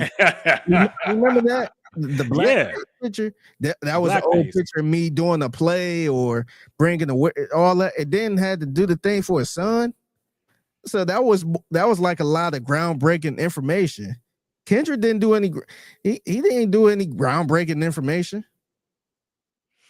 Yeah, nah, he really just said what people were saying, man. And he said it in a creative and funny way, but it was still stuff that was already out there. And so, yeah, Drake is right when he says the song kind of went overboard and hurt him. But at the same time, I have, how can you defend him when, like I said, he asked for it and he told Kendrick to rap. He dared Kendrick to go there. He dared him. Yeah. So somebody take you up on your bet. Yeah, you can't get mad, man. You're going to mock Tupac and talk this shit. So, yeah, I mean, I have no pity or sympathy for him. He asked for it. He should just take the L on the chin and move on. He's going to be okay. But this dragging it out and acting like he's some kind of victim who was manipulated and taken advantage of and basically saying he's got bullied, which makes him look even more sad. How you mob ties and get bullied, man? It make you look white. It make you look like a white guy that's not part of this community. That's some Karen type shit, man. Yeah. When he went to go tell the manager. after you started, after you egged this shit on. Yeah, this is a classic fight. Yeah, have you seen a fight on the internet where some dudes just talking all this shit, mess with somebody that kind of don't want to be messed with, and then that dude start whooping the other guy ass, and now he's trying to call the police like he the victim. Yep. That's exactly what this is. 100%, man. So, like, look, the truth is he might win this lawsuit because I'm sure Drake is lawyered up to, he's got whoever the new Johnny Cochran is. I'm sure Drake got him in his corner. Yeah. So look, he might win this lawsuit, but it don't change the fact that he lost the battle. And everybody who saw it in real time knows he lost. I don't care about songs being botted. I don't care about UMG pushing one artist or the other. I don't give a shit about this rap beef, man. It's rap beef and Drake lost. End of story. Life goes on, man. Yeah. I think the other interesting thing too about the lawsuit is what's his name? Lucian? Lucian, yeah. Lucian. He I'm not I'm wondering if this is true or not. I ain't really fact checked it, but I think I seen something where he was like, I guess they showed, I don't know if they talked about the contracts, how Kendrick is really not in the 360 deal, but Drake is in the 360 deal. And he pretty much said, why would we not want Drake to profit? Like, we getting the fucking money. We own the music. So he was pretty much saying it didn't even make sense if we tried to make his career go down. If we, this is our fucking music and we own it. So I seen something like that. I'm like, damn, like I'm not sure if it's true or not, but yeah, it's gonna get messy, man. Yeah. And Drake's argument is that he was in the middle of renegotiating his contract with UMG. And apparently he was asking for a lot. And so UMG responded by pushing Kendrick's diss song to devalue Drake. So they can say, your stock has kind of dropped a little bit. We're not, you might just have to take this and that's it. But at the same time, Drake could go somewhere else. You don't have to be with UMG. So I don't see why they would do that. And like I said, they're in the business of making money. I don't think they really care about burying Drake or pushing Kendrick because, Kendrick might take another 10-year break. You never know with Kendrick, man. Why would a label, especially if you want to believe about the powers that be that control the music industry, why would they push somebody like Kendrick over Drake?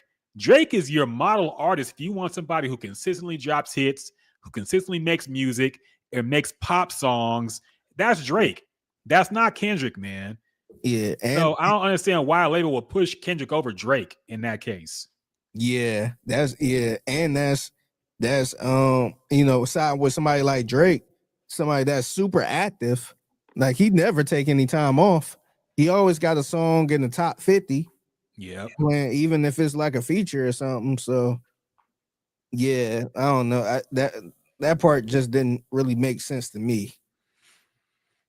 Yeah, no, I'm the same way. But like I said, that he could still win the case somehow, but that won't change my mind about how the battle went.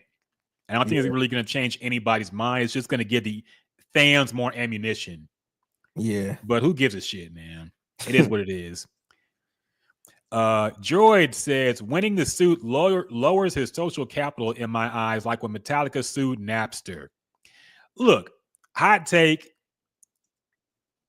Metallica and Eminem and Dre, who also were in on that shit, they kind of had a point about Napster, man. Okay? People were stealing their music. All right? They had a point. I can't be mad at them for being upset about that shit. Yeah. All right? Because people forget that shit was about to shut down the music industry. Yeah. Because nobody was buying. Like, dog, when that shit popped off and I realized how to download music, I stopped buying albums. Yeah. Like I wasn't buying shit anymore. You was getting shit for free. Yes, before it came out even. Before it came out, yeah. A lot of the time. Yep. So, look, I understand now you can't be a against the grain, hard rocker type dude and then sue and take the side of the music industry. But at the same time, they had a point with Napster, man. It was getting kind of crazy. If you're somebody who makes music, that shit was hitting you for millions of copies lost. Yeah. With the bootlegging and illegal downloading. Some had to change. Yeah. So And, I and, can't be re- too mad at that in retrospect. and remember, this people albums would get leaked. So it wasn't just like a song here and there. People albums was getting leaked before it even came, like before it came out. And so now it's like I got this whole new album. Yeah, and that's what really killed. I mean, Jay-Z stabbed somebody over that because his album got dropped months before it came out.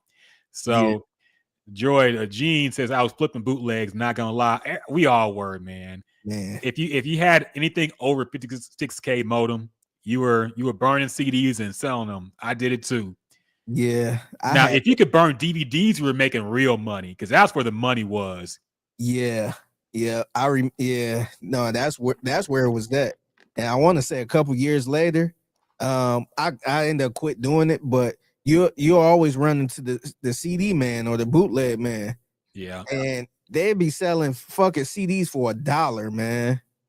And there was one point he had every fucking CD you could think of.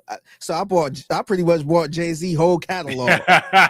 You know, I had fucking Blueprint. I had everything for Reasonable Doubt, Volume 1, 2, Blueprint. I just go all the way down the list. And this was up when what album was that? Oh, that's around the time when Blueprint 3 came out. And I think this was before it actually came out too. This was like, I want to say maybe a couple days after it came out. I can't remember, but I'm like, shit, let me get all that. Spent like fucking $10 on this whole fucking catalog. That's how easy that shit was. Yeah. I'm like, damn. Nah, man, that shit was about to destroy the music industry. They had to do something. Steve Jobs came in and saved the industry with iTunes because that shit, dog, I was never gonna buy a CD again. And now I still don't, but I pay for the actually I don't anymore. I YouTube Music is what I use from music streaming and shit. Yeah. But that shit at least now the artist gets some kind of cut from that.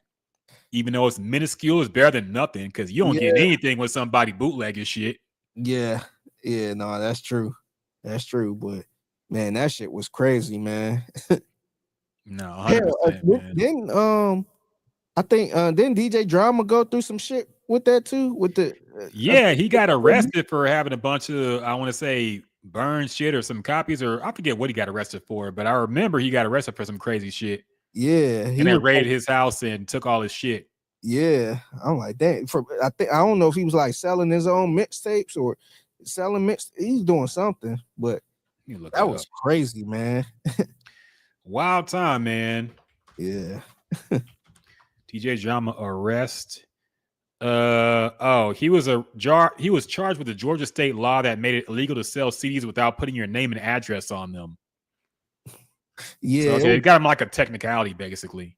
Yeah, but I think what it was, I think he's probably making a lot of money just with those mixtapes and all that shit. Yeah, this is crazy. But dog, the bootleg game back when I was in high school was crazy because I wasn't paying for anything media related. Games were getting downloaded. Remember the Sega Dreamcast had like no copy protection on it, so you could just burn the CD and play it on your shit.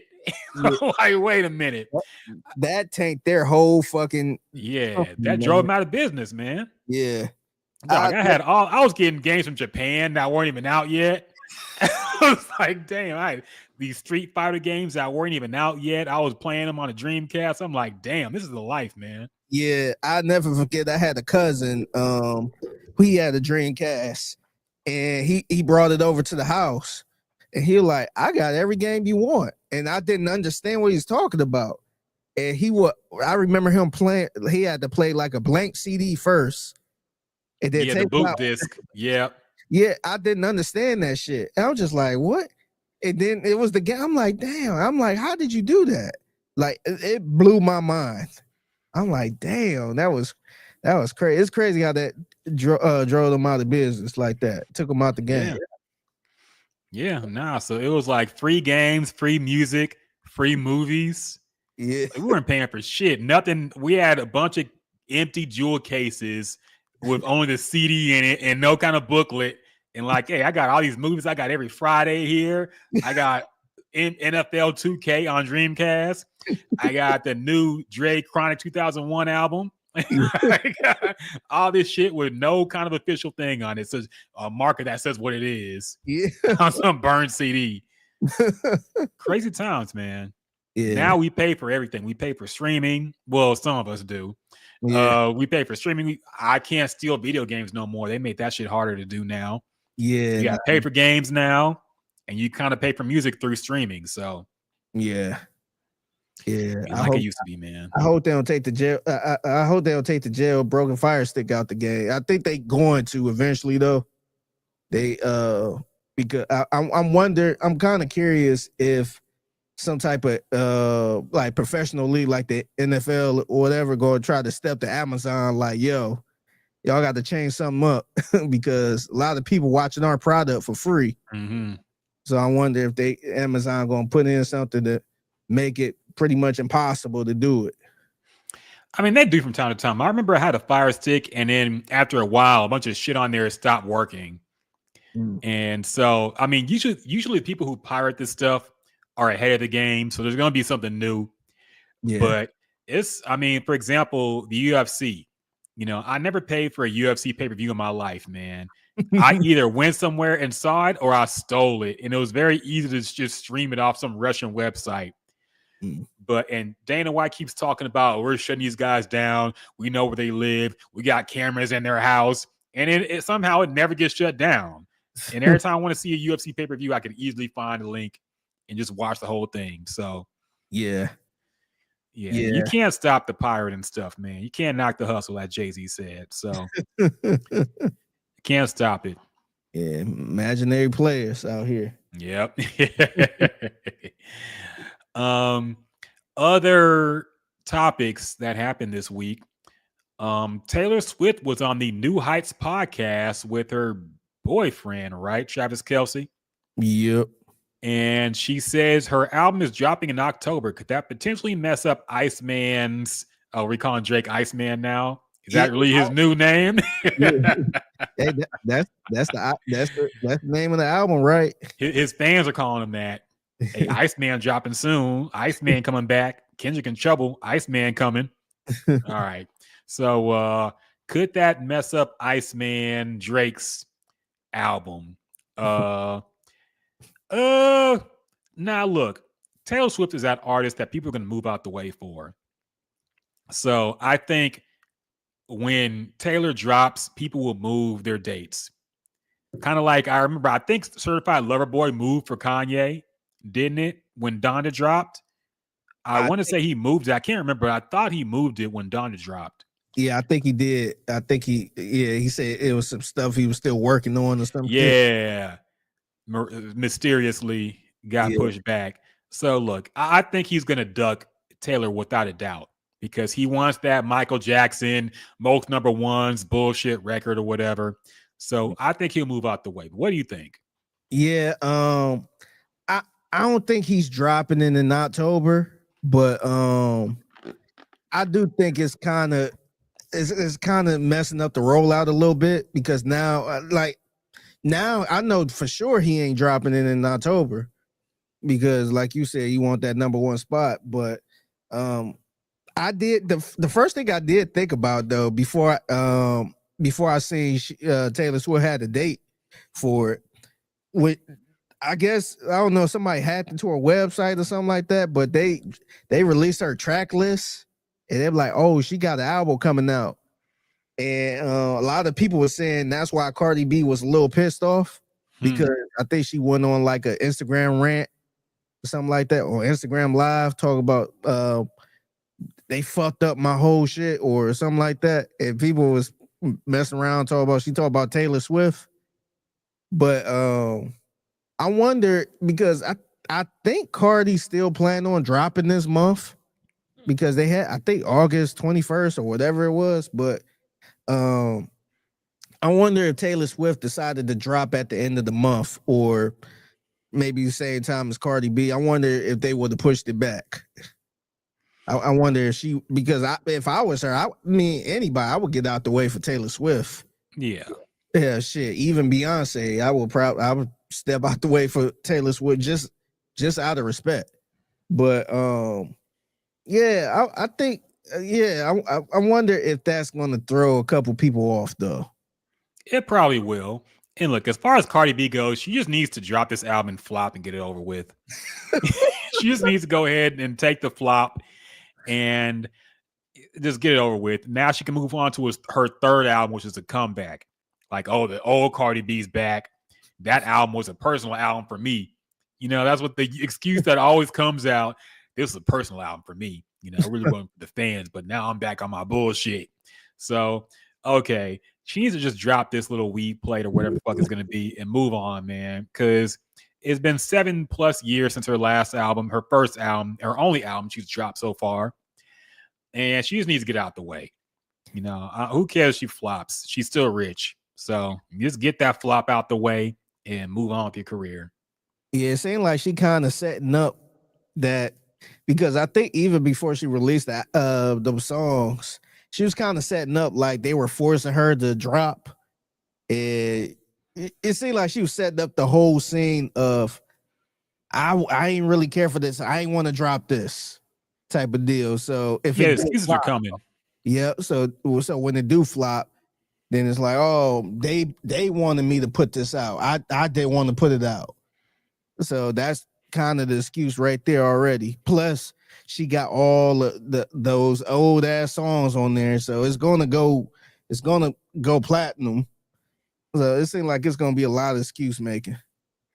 Yeah, and it's funny how these pleas get copped so early. And also, whenever an album does really good, it's never the label's fault. Or it's never the label's not the reason why an album is very successful somehow. But when the album is not successful, it's always the label's fault. Mm-hmm. Cardi had a long time to drop this album, man. She had a long time to follow up and drop something new. She had hit singles she could have piggybacked off of, and she didn't. Yeah. I don't think that's a label telling her not to drop for 7 years until your name is cooled off to the point where nobody really gives a fuck anymore. So I mean, I'm not going to defend labels and whatnot, but Atlantic is the reason why she got so successful off that first album. They knew what to push and they knew how to push it. And if this one flops, I'm not going to blame the same label that made her a star to begin with. Yeah. So she just got to eat the L. Yeah, and it's already tough for anybody to take that long off. Everybody can't take that long off and come back on fire. And that's why it's only a few people that could do that. And I'm really surprised that Clips had that much time off and did the numbers they did. That was rare right there. That kind of I think that kind of put a little more respect on their name too. But look, like I said, especially somebody like that, like Cardi B, who only dropped one album, like everybody can't do that, man. I think it's a reason why even somebody like Rihanna, that's why I think she had never dropped another album, man. I think it's just too much to the ceiling is very high. And they're gonna automatically try to compare the last album to your new one very early too. They ain't even gonna let it cook. They're gonna try to do it early.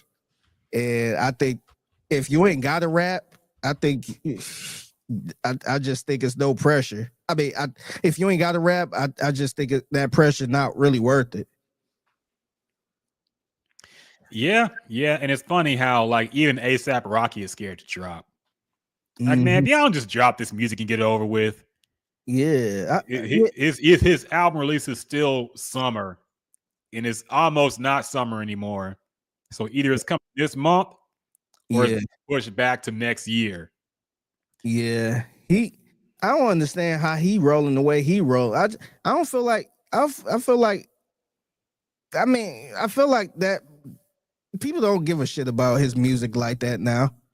Only a couple of us, and I will raise my hand because I'm like the last fan, probably the last fan that really care. But I don't think nobody care like that. I don't think he have like an expectation of you got to do better than this album or you gotta go platinum first week or sell 250K first. I think that's out the window. I'd be shocked if he sell, I would say 70K the first week for his. I would be shocked from that at this point. I just think he just got so far away from rap music where I think all of the fans he did had, I think they probably moved on to Travis Scott. Now, do you think that ASAP would have dropped the album by now if it wasn't for what Drake said in Family Matters about him and dropping the album? I think so. I think so. Let's say the beef. Let's say it was no beef, like no Drake beef, no Kendrick beef. I think he would have been dropped that, especially when he beat the case. That would have been the perfect time to drop the album. Yeah, because your name is buzzing now. You said the album is coming soon and all this other shit. That's the perfect time to do it. And I feel like he missed the mark right there, man. Maybe I don't know if he just being a family man. And I think Rihanna pregnant again, so maybe he just focused on that. I'm not sure, but I felt like the time to drop was right after his album drop. I mean, right after he was found not guilty. That would have been the perfect time to do it. Yeah, I think another thing I've kind of realized after hearing an interview with Tyler, the Creator, recently, I think he's just somebody who doesn't give a shit about rap, really. At this point in his career, at least. I think he was hungry when he first came out. But I think as time has gone on and he's gotten all these other fashion deals and hooked up with Rihanna, I think rap is very low on his priority list.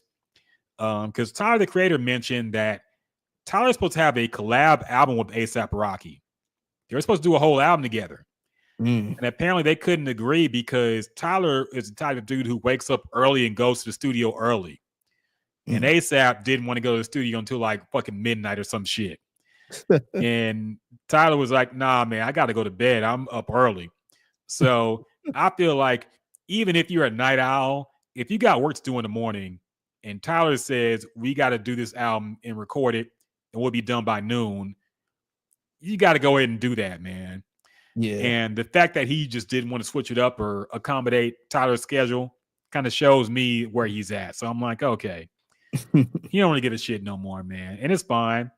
But yeah, the album is going to be what it is. And it's going to flop, but he needs to just take the L and move forward. Yeah. So we'll see. We'll still listen to it. I'll give it a fair shot, man. I've been hard on A$AP, but I will give the album a fair shot when it comes out. And hopefully it's good. He did release a song. It was for that movie though, that Denzel movie. Oh yeah. What's the name of that? Highest to Lowest. Yeah. And I ain't really care for it. It was like a slower song too. I just didn't really care for that one. Yeah. We'll see. Hopefully he can find the magic back, but I don't know, man. I'm not too optimistic about it. Yeah. Other things that have happened. Diddy's lawyer said that Diddy has plans to party once he's out of jail. He's saying he wants to do some kind of party / show or something at Madison Square Garden when he's released from prison. Now I think his family's been trying to work out some kind of early release for him, but it's not been working. He has to wait for his sentencing, which I think is this month at some point. Yeah. And we'll see if he does jail time or if he just gets out on probation or what. But here's a question I propose to you. Do you think any big names will go to the Diddy reunion party or the Diddy I'm free party? First day out party that Diddy's gonna have at Madison Square Garden. It depends what you mean by big names. Because if we talking about somebody like a LeBron, I think it's no chance in hell. I think LeBron gonna stay away from that. But I think as far as like maybe definitely some artists like rappers, I can see them. I can see them being there. I can see like a your boy Fat Joe. I can see Fat Joe pulling up. I can see yeah, I can see those type of celebrities pulling up. But as far as like the remember he had like the Obamas and just these like these different type of NBA players or NFL I don't see that happening right there. Especially if you got like a image like a LeBron or something. I don't see that happening. But as far as music industry, I think music industry gonna be there. All the executives and all that shit, man. I think they all gonna be there. Okay. So who do you think would not show up? Just who you think is probably still cool with Diddy, but will not be there for image reasons? I think Jay-Z will not be there. Oh yeah. That's a good one. Yeah, I think he just won't, because everybody keep trying to lump them two together to the point I felt like Jay-Z's PR people is trying to act like they wasn't cool at all. like they don't really talk and all that shit. So I don't see Jay-Z being there or obviously Beyonce and all that won't be there. Kevin Hart won't be there. Yeah, I don't think. Nah, he tried to keep a squeaky clean image too. But I could see somebody like a Kanye West there. Yeah, Much, but I could see Kanye being there. 100%. Yeah. Of course, this girl Young Miami. I could see them being there. I could see, honestly, I could see somebody like a Rick Ross. That type of little crew, I could see them being there. But as far as like bigger wigs like a Jay-Z, I don't see that. Yeah, I agree. I think it's gonna be a lot of New York rappers, probably people who are cool with him and didn't outwardly speak against him. Yeah. But people with something to really lose, I don't think they're gonna be there, man. So yeah, the no people Oprah. would really. You ain't gonna see no Oprah. Nah, you might see a Busta Rhymes there. I won't be surprised. Busta Rhymes might be there. Fabulous might be there. You know, New York rappers. Swiss Beats. But Swiss Beats gonna be there. But you're not gonna see Denzel. You're not gonna see anybody with something really to lose at this point. So yeah, we'll see. It will be interesting. It'll be interesting to see if Trump pardons him too. That'll be very funny. Yeah. So we'll see how it goes. Yeah. George says calling an album a weed play is diabolical. Now I will admit I got that from hip hop message boards back in the day. They used to call albums weed plates. Yeah. And that sticks with me, man. I got that from Jadakiss when he called. Yeah. I think he called 50 Cent's second album. He said something. He called his album just something to break up buds on. Yeah, the weed play thing has been around for a while now on hip hop message boards. So yeah, that's what I've been calling. What up, David? Say I came in at the right time. What's going on, bro? Just talking about who would be at the Diddy party when he comes back, if he comes back at Madison Square Garden. He said, I brought your disc. Now break weed up on it. Yeah. I got that from So back in the day. SOHH.com. It was a hip hop message board. Say the hip hop. Yes. Say the hip hop. Yeah. I think it was State of Hip Hop. It was So, and it was, there were two major message boards for hip hop back in the day. It was Boxed In and it was So. Yeah. I thought So was funnier, but Boxed In had a bunch of legal shit you get. You had like movies and shit. So you go and get a bunch of downloads and stuff. But So I thought had the funnier people on it. Yeah. I used to go to the site. It was this dude named Nigel. But he had something called Real Talker NY. And he used to have everything on there. That was always my go-to if I wanted to find news and all that shit. Let's go to Real Talker NY. Real Talk NY. Yeah. David says, OK Player gets no love. Doc, OK Player was too nerdy. OK Player is what Kanye to the is now, kind of. It was a lot of hip-hop nerds and snobs over there. And to be fair, a few rappers actually did post there. I know Questlove, of course, that was like his site. He posts there a lot. Little Brother, I believe, posted. Fonte posted over there. So actual rappers would post there. But I thought the base was not funny. They were kind of corny, man. They were a little too snobbish, and I didn't like being over there in general. Yeah. But it was still a cool site for what it was, man. But back in the hip hop board days, now we got Reddit and we got Twitter and just random people screaming and talking shit. So yeah. Other things. Oh yeah, have you seen the new Ice Cube hit movie, War of the Worlds? Apparently this movie was shot in 2020 during the COVID lockdown, and I've seen some clips of it. And to be fair, the entire world was freaking out at this point. So it's kind of funny looking at the clips for this movie because I feel like that's what we all thought life was going to be like from now on. Yeah. Just people stuck on Zoom all day reacting to shit you see on social media. Because that's what the whole movie looks like to me. Ice Cube at a desk just looking at shit and he's like, oh, damn. Yeah. Damn. Oh, that's you? Oh, that's crazy. That's all he's saying throughout the whole movie. It looks like.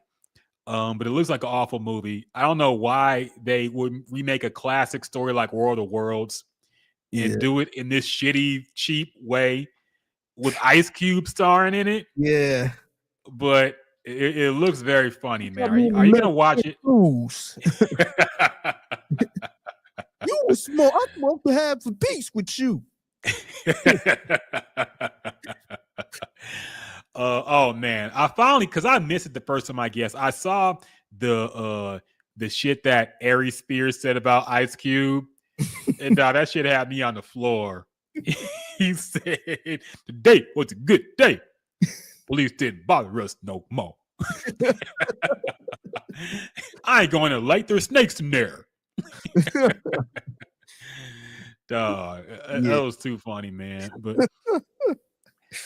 Ice Cube really do be and act the same in every movie he's in. But yeah, this movie looks extremely terrible in the way that I didn't think they made movies that were this bad still. I thought this was like something that you would see late night on BET or some shit and be like, what the fuck is this? But it's encouraging to think they still make terrible movies like this. It's pretty funny. Yeah, no, this movie looked like something. If let's say Ice Cube fell off real bad, and you haven't heard anything from him, and then all of a sudden you on Tubi and you run across a movie like, damn, that's Ice Cube. Oh, he's still acting. He's still doing this thing, and it's just like a cheap budget ass movie. That's what that looked like. Yeah, it looks terrible, man. And I don't know how this got green lit and then got released. They should have, it's kind of like that Batgirl movie that apparently was terrible and they just never released it. This should have been a movie that just never got released. I'm surprised they actually released it. It looked like they put it. It was on. I think it was on Amazon Prime. Yeah, it kept popping up because I kept seeing it, and I'm like, is that Ice Cube? But there's no way they could have known it would be this internet sensation. Yeah. So it's crazy that this actually got approved and released 5 years later after the fact too. Yeah. I wonder how Ice Cube feel about this. I wonder if he was just kind of super excited for this movie to be released, or he was just kind of like, ugh. Like, I wasn't feeling this movie. I mean, I'm sure his only concern was that the check cleared. I'm sure that's all he cared about, man. So I don't think it's not like he's Leonardo DiCaprio picking all these A-list movies where only the best scripts and only the best directors. He's just going to take what he gets. And he probably thought he was switching things up for this movie too. He was like, hey, they ain't seen me like this before. I'm really going to break the mold here. Yeah, because what role was he playing in this movie? He was like a data analyst or something. Yeah. I don't know. I guess he was with the government or something. I don't know. He should have just played a fucking thug, man. Yeah. Just stick to what you know, He man. should have been some old OG on the corner in Compton when some shit was going down. The aliens were coming. Yeah. It's like, oh shit. So yeah, I don't know. It looks funny. I don't think it's funny enough for me to actually sit down and watch the whole movie, but I am enjoying the terrible clips I see of it. I think it's hilarious. So shout out to Ice Cube, man. Yeah. Droid, who is also a big ASAP Rocky fan, says being out for so long, Rocky could come out with new stuff and experiment, mess around and drop a banger. Well, I will let you know he tried that 7 years ago with an album literally called Testing, and it flopped. So I mean, he tried, it just didn't work out for him. Yeah. But Figgy liked that album, so I'm not gonna shit on it. But that was him trying something different. Yeah. As far as him coming out with something there, I feel like if he had a banger, I feel like he would have dropped it. I feel like a lot of stuff he been dropping lately didn't really stick. And so that's what kind of worried me a little bit, is that he got all this different stuff and dropping it and it's not really doing anything. It's not catching. So that's the part because I feel like the last good song I really liked from him that he dropped, and it wasn't even just him. It was I want to say ASAP Mob, that Lamborghini High. Oh yeah. I thought that song was hard when it came out. I'm like, man, this shit hard. But that wasn't even his single. It was kind of all of them. But yeah, I felt like he didn't have one of those where it stuck. And that's what kind of worried me a little bit. Maybe he's just not really confident in dropping a full project like that has some bangers. Yeah, I think, like I said, he just needs to drop whatever. He does have fans. I know I clown him, but he does have a fan base, and I know they're upset with all this pump faking with the fucking release date. Just drop it, man. Your fans have been starving. They've wanted some new music for some time now. Just drop the album for them. It don't got to be for the mainstream. It ain't got to be for the top 40 or whatever the fuck. Number one on Apple Music. It ain't gotta be all that, man. Just drop it for your fans. Say sorry for the wait. Here's something. Fuck with it or don't. But yeah, I guess it's what happens when you're married to Rihanna. You got big expectations. Yeah, And you gotta figure it out. So yeah. oh yeah, you mentioned the Denzel movie, Highest to Lowest. Are you gonna go see that this weekend? I kind of want to see it a little bit. Speaking of ASAP Rocky, I think he's actually in it. Okay. Ice Spice is in it. Okay. What role do you think he's playing? Do you think he's like a regular guy, or is he some shit talking thug? Like, what do you think he's in this movie? The second one you said, I think they plan it off as him being, because I think in the movie Denzel is I want to say he's like a rap, he's in the rap game pretty much. He's like a CEO or manager or something like that in the music industry. And I think ASAP Rocky, I don't know if he kidnapped somebody or hold somebody hostage for money or something like that. So he's pretty much the thug in this one. Okay. Yeah. I don't know what the hell Ice Spice gonna be doing in there. I'm nervous to see her. Wait, David said he just got out of it. Now David is somebody who is not very negative on movies, but I do want to know what he thinks of this, and tell us what Ice Spice was doing in it, and tell us how ASAP Rocky came across. We want to know, man. Or let me know how the movie is. You know what? Don't even let me know how the movie is. Just let me know what the hell ASAP Rocky was doing. and Ice Spice for that matter. David says he avoids the ones I think look bad. Dog, I will never let you live this down, but you said the second G.I. Joe movie was good. Okay? I'm not gonna let you forget that. No, I think it was the first one you said was good. I can't remember if it was the first or second one, but you said that shit was fire. No, it was the second one because it had The Rock in it. I remember that now.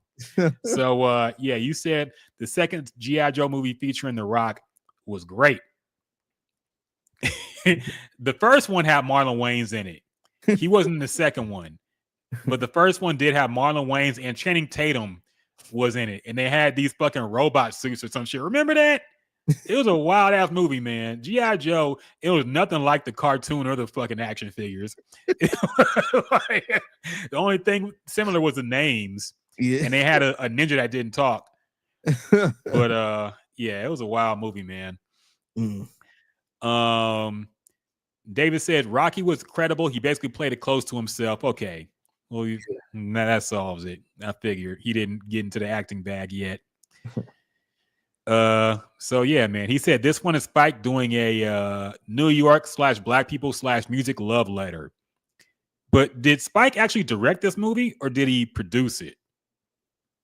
I'm not. I was confused. I thought did he direct it? I gotta look it up. What is it? Highest to lowest? Yeah.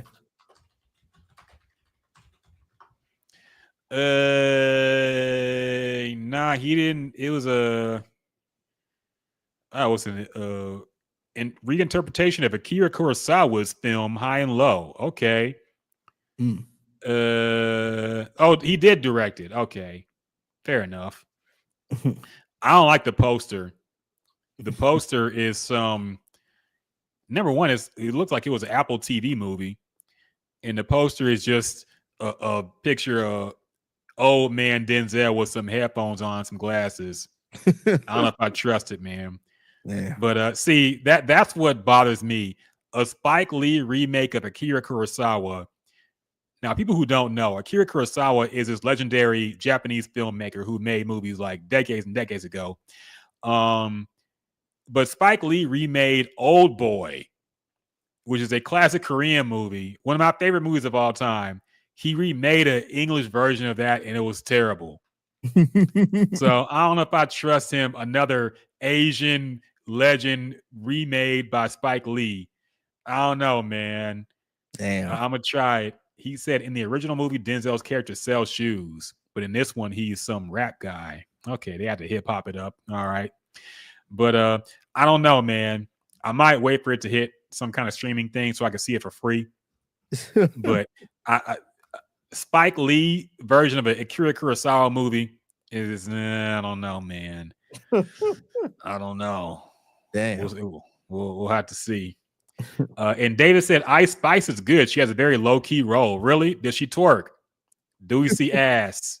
That's what we need to know, man. All right, I might actually go see it if she's twerking in it. But I don't know. Let me know what you think, man. I might check it out at some point, but I don't think I'm going to pay for it if I don't know. It's Ice Spice and ASAP Rocky in a movie directed by Spike Lee. Yeah, I don't know. A sidebar though, because we're talking about before the podcast started, technically before we started streaming, about Denzel and his appearance on all these movies, doing his press run for this movie. Him and Spike Lee showed up on First Take, and he was also on some other ESPN thing, talking a lot of shit, talking about Jerry Jones, talking about you don't know what it's like to win. I won Oscars and shit. I'm kind of getting sick of Denzel, dog. I'm getting sick of him in this permanent Alonzo Harris persona he's adopted. Ever since Training Day ended, he's been acting like Alonzo in real life. I'm getting a little sick of it, man. Yeah. You ain't got to be a tough guy all the time, Denzel. We know you don't go home to your wife and talk like this, or your son, because your son don't talk like this. So I'm getting sick of this hardcore Denzel shit-talking dude. I think he just does it because we expect it from him. Yeah. But I'm like, man, just be normal, okay? You're a very accomplished actor, very well educated, and a legend in the game. You ain't got to act like fucking a hardcore cop from the West Coast. Yeah. All right? Just be normal, man. Am I alone in this? Does anybody else think this? Figgy, do you agree? No, I agree. And like I said, we was talking about it before streaming. I mentioned how he was in Gladiator too, and I was kind of excited to see Denzel in this. But this motherfucker was acting like Alonzo in in the Gladiator movie.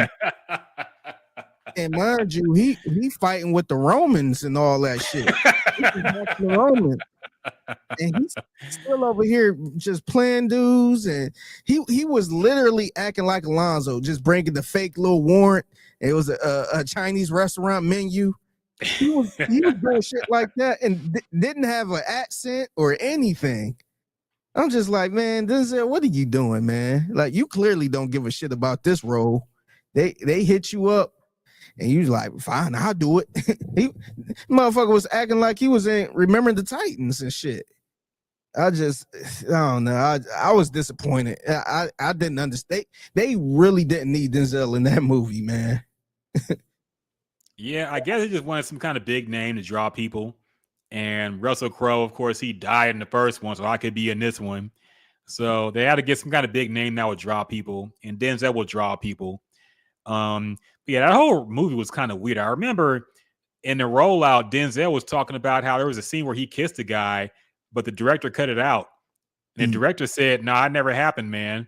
So and then they went back to Denzel. He's like, "What the fuck?" He's like, "Well, it did." I'm like, wait, wouldn't the director know? And wouldn't he be honest about that? Well, did you do it or not? I didn't care, but black people were pissed online. They were like, "Oh, they got Denzel now. They're just wearing a dress, 2K25 now. They don't emasculated Denzel." Yeah. But it's funny. Didn't he play a gay character early on in his career? I think that was Will Smith. I don't think Denzel's ever played gay.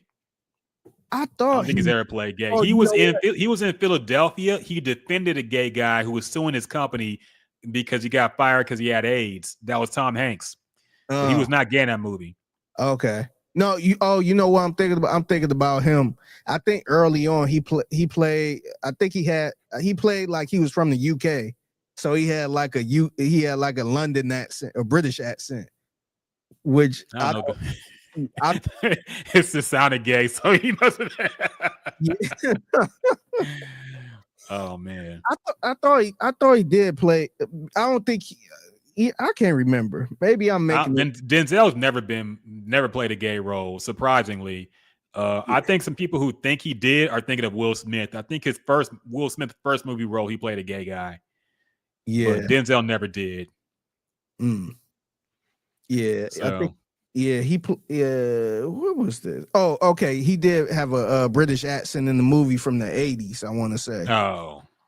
I think it was is it Penta's Prism or something like that. Oh, okay. So, I haven't seen that one. That must have been early Denzel. Yeah, I think it was very early because I remember running across that movie. And he really wasn't doing much in this movie. But yeah, he actually had I guess he was a guy from the UK somewhere. And I'm like, damn, okay. Now I had to go look up how he sounded with that UK accent, man, because I want to know how it sounds. Yeah. Because it sounds terrible to me, but maybe he actually pulled it off. Yeah. I gotta look up some clips, man. Yeah. All right. And last and definitely least, Lil Yachty was on the Plaque Max stream, where I guess Plaque Max is like a producer type dude who brings rappers over and they like rap over his beats or just make fun of him the whole time. Because I saw the one with Lil Baby and V's, and all I did was clown him the whole time. It looked like, and not rap over his shit. But apparently they did one with Lil Yachty, and Lil Yachty had a very controversial lyric. Something about, I'm not going to paraphrase because I don't feel like looking it up, but something about, I put my knee on her neck, she George Floyd or something like that. Something about a George Floyd pun or punchline about putting his knee on some girl's neck. Yeah. And of course, people got very upset by it. Even people in the room seemed kind of uncomfortable when they heard it. Except for Plaque Boy, he was just nodding along. I don't think he even heard the bar. But Steven Jackson, who was a a friend of George Floyd, and was very vocal when when his death, the murder happened. He was upset by it, of course, and made a little video shitting on Lil Yachty. You play it here. To all the blogs and shows that's calling me about the Lil Yachty George Floyd situation. Some of y'all don't respect because y'all never have content. All y'all do is look for mess. Some of y'all do. I won't be doing no interviews about it. I spoke to him. He's a smart young man. He's winning for a reason. He's a smart, super smart individual. He made a mistake. He apologized. We moved on from it. It's over with. That's what y'all want us. Jumping on these shows, talking about each other, feuding and, you know what I'm saying, dumb shit, clown shit, because y'all ain't got no content. We don't do that at all the smoke. We never clout chasing. We still winning. We leave that to the drunk shows. All right? So peep this. Won't be doing no interviews. He gonna keep winning. He gonna keep doing his thing. We gonna meet up. He made a mistake. Let it go. Stop calling my phone. Now, okay, Lil Yachty was wrong for what he did, but I'm sick of people like Steven Jackson who act like they ain't about beef when they done built their whole post NBA career off shit like this, man. Since when is Steven Jackson above this kind of content? Have you seen his show? Dog, it's the same Steven Jackson that went to Chicago, met up with 16-year-olds on O Block, or asked some 16-year-olds or whoever to take them to O Block. Like, what are you talking about, man? They clearly threw a shot at Drink Champs, and because he said we ain't talk about them drunk shows or whatever. So clearly he throwing a little jab at Drink Champs. Yeah. Yeah. I don't get it. I don't see why he's acting like he's above this kind of content when I've seen him go at people several times over some petty bullshit, and this was a lot more egregious than that. He's going back and forth with Kwame Brown. Yeah. Over some dumb shit.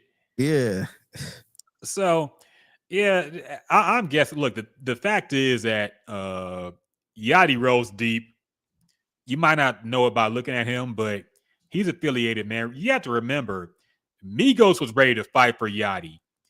That's how that fight with Joe Budden almost happened at the red carpet. Remember when they was shitting on Joe Budden and they had an attitude the entire time?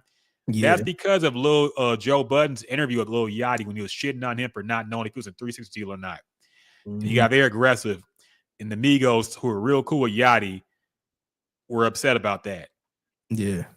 And I think even Quavo got in beef with Soulja Boy because Soulja Boy dissed Yachty or some shit like that. Point is, Yachty is very well connected with people. Yeah. And so I think Steven Jackson made sure to smooth it over rather than drag out the beef and shit on him because he didn't want to mess up those connections that Lil Yachty probably has. But the bar itself is just some more ignorant bullshit that rappers be on. I really thought we were past this. I thought we were past the days of the Lil Wayne, Emmett Till line and the Rick Ross, Trayvon Martin line. I thought we had finally gotten past this shit of rappers using real trauma and death for shock value. Yeah. I thought these rappers today were smarter, and I guess I was wrong. Because I don't understand how you write some shit like this and think it's okay to say out loud. I really don't get it. Yeah. Yeah, no, I don't get it either. To me, it's no payoff to it. And I think we talked about this years ago. Remember when Meek Mill had that line about Kobe? Yeah. It wasn't even like a shooting like I'm Kobe or something. It was on some plane crash type shit or helicopter crash type shit. And I'm just like, as clever as it is, I just don't see the payoff for it, man. Like, ain't no point doing something like that, especially if somebody actually died in it, something that was very sensitive to people. I wouldn't put that in there at all, man. Yeah. It's and look, Yachty ain't no young ass rapper, man. He's been in the game for I want to say like 10 years plus now. Yeah. He should know better. And the fact that he was a guy who I thought was smarter than this, you know, I never thought much of his music, but I thought at least he was somewhat intelligent at some point. But I guess he's not, man. I guess he's not above this basic bullshit of just trying to shock value and cause controversy for no reason. So unfortunate, but it's whatever, man. I can't say I expect much from him in general. So whatever. Yeah. Yeah. George says forbidden bars. Yeah, man. There's some shit you just can't say. Like when I always go back to this line because it sticks out for some reason on "Ma Made Up," the Tupac song. Method Man said something like, "I'm like Hitler sticking up Jews with German Rugers," and they censored the Jews part, but they didn't censor the Hitler part or the Ruger part. It's just the Jews part, and also when Jadakiss said on All About the Benjamins, you should do what we do, stack chips like Hebrews. Hebrews got censored out. Yeah. I didn't think that was even a bad thing to say. Yeah. But that got censored. Yeah. On the uncut version of the album. Yeah. I never knew what it said.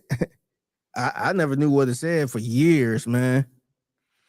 So it's always funny to hear like the uncut album have censored stuff in it. I remember the second Eminem album had several entire bars just blanked out. And I'm like, what the fuck was he saying?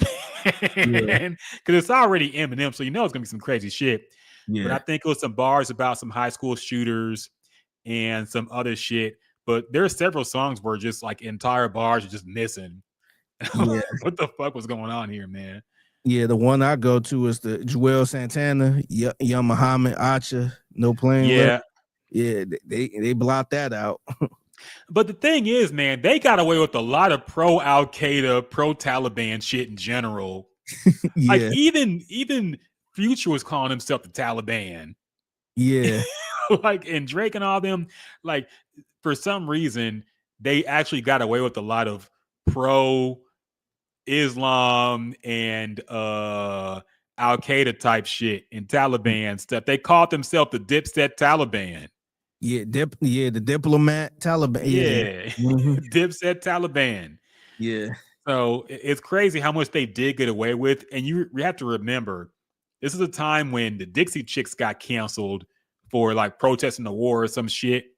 Yeah, and Bill Maher lost his show because he said something like the 9/11 hijackers weren't cowards because they killed themselves over this shit. But you had these rappers from Harlem calling themselves the Taliban. And this was around 9/11, by the way. It was like right after. It was like 2001, 2002. Yeah, they made songs about Ground Zero. Yeah. The year that 9/11 happened. Yeah. And nobody cared. So it's just funny how the mainstream just didn't care about rap at this point at all. Yeah.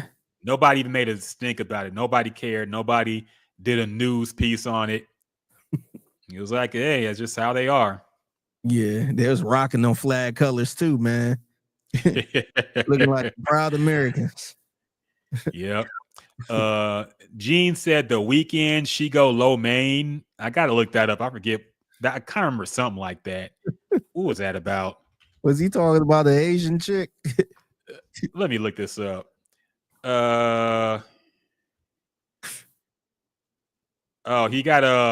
He said got a sweet Asian chick, she go low, man.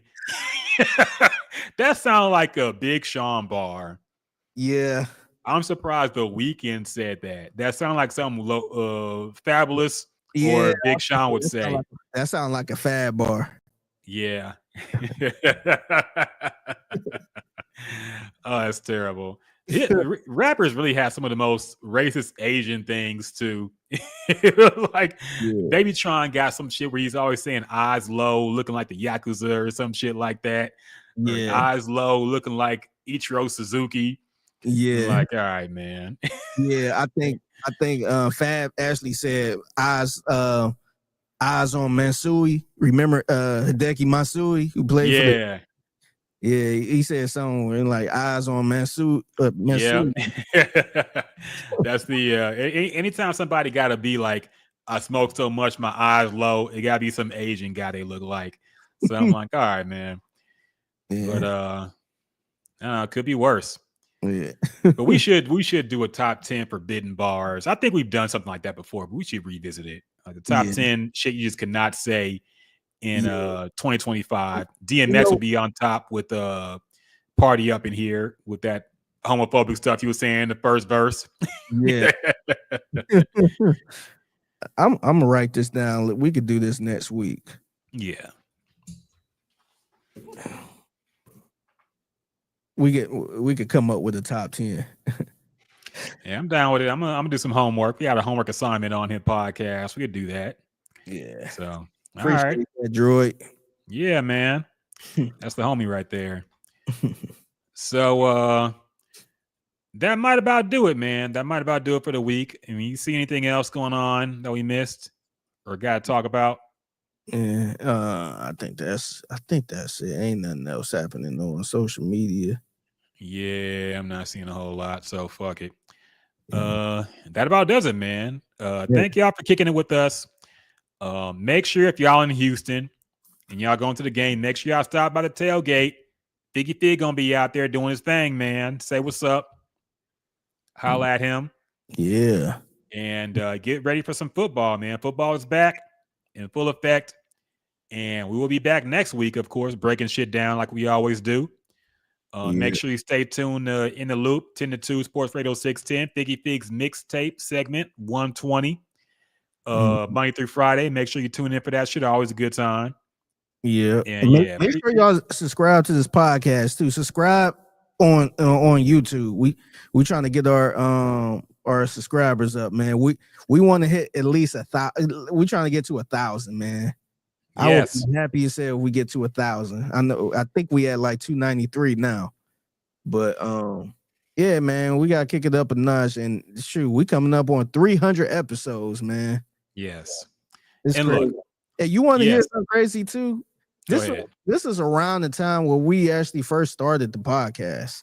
Because damn. I ran across a screenshot I put out there, and I said it was a screenshot that said subscribe to the podcast on iTunes or whatever, Apple Podcasts. And we were only like 8 episodes in. So we started it probably like around last month. Let me check real quick. But this was around the time we were just starting. We wasn't even at 10 episodes at the time. Let me see. Yeah, I do remember the first few episodes. I think we just deleted too, because I remember I looked way back in the archive. I can't find episode like 1 and 2, so I think we had like some test rounds we just didn't go with. But yeah. So I posted this little screenshot. I don't know if you can see it. This was like, I see it. The original thing. That's what Jules came up with, that artwork. Yeah, I remember that. The good old days. This was August. This day in August on, I want to say 2017. Oh damn. Yeah. So I want to say the latest episode was episode 9. Damn. I would like to see what the hell we was talking about episode 9. This around the time Andre 3000 said he was feeling too old to rap. Wow, 8 years ago. Crazy. Nothing has changed. Kanye suing for 10 million. And back when he was a normal person somewhat. Yeah. Yeah. Yeah. No, knowing that Jules was on it, I'm sure we had some Jay-Z debates and Beyonce debates, because I know she was somebody who didn't think Jay-Z was all that. And she also hated Beyonce and thought Rihanna was bigger. I used to get into her with that about. I'm like, nah. But yeah, good times. She also said, who was it she said was a new Nate Dogg, Tory Lanez? No, or was it somebody else? No, it was somebody else. It was I forget who it was. Ty Dolla $ign. Yeah, Ty Dolla $ign was a new Nate Dogg. I'm like, okay. But I miss Jules. We gotta tap in with Jules sometime, see how she's doing. Yeah, maybe we can get her in for the 300th episode. Yeah, we need to hit her up, man. The godmother of the podcast. Yeah, gotta see what she's doing. Maybe Jasmine can make an appearance too. We'll see. Yeah, she'll say she's gonna come, and then I don't know. We'll see how it goes. Yeah. But might have to tap in with some of the OGs for the 300th episode, man. We are coming up on it, so Yeah. yeah. So yeah, until then, we appreciate y'all, love y'all, and until next time, Peace.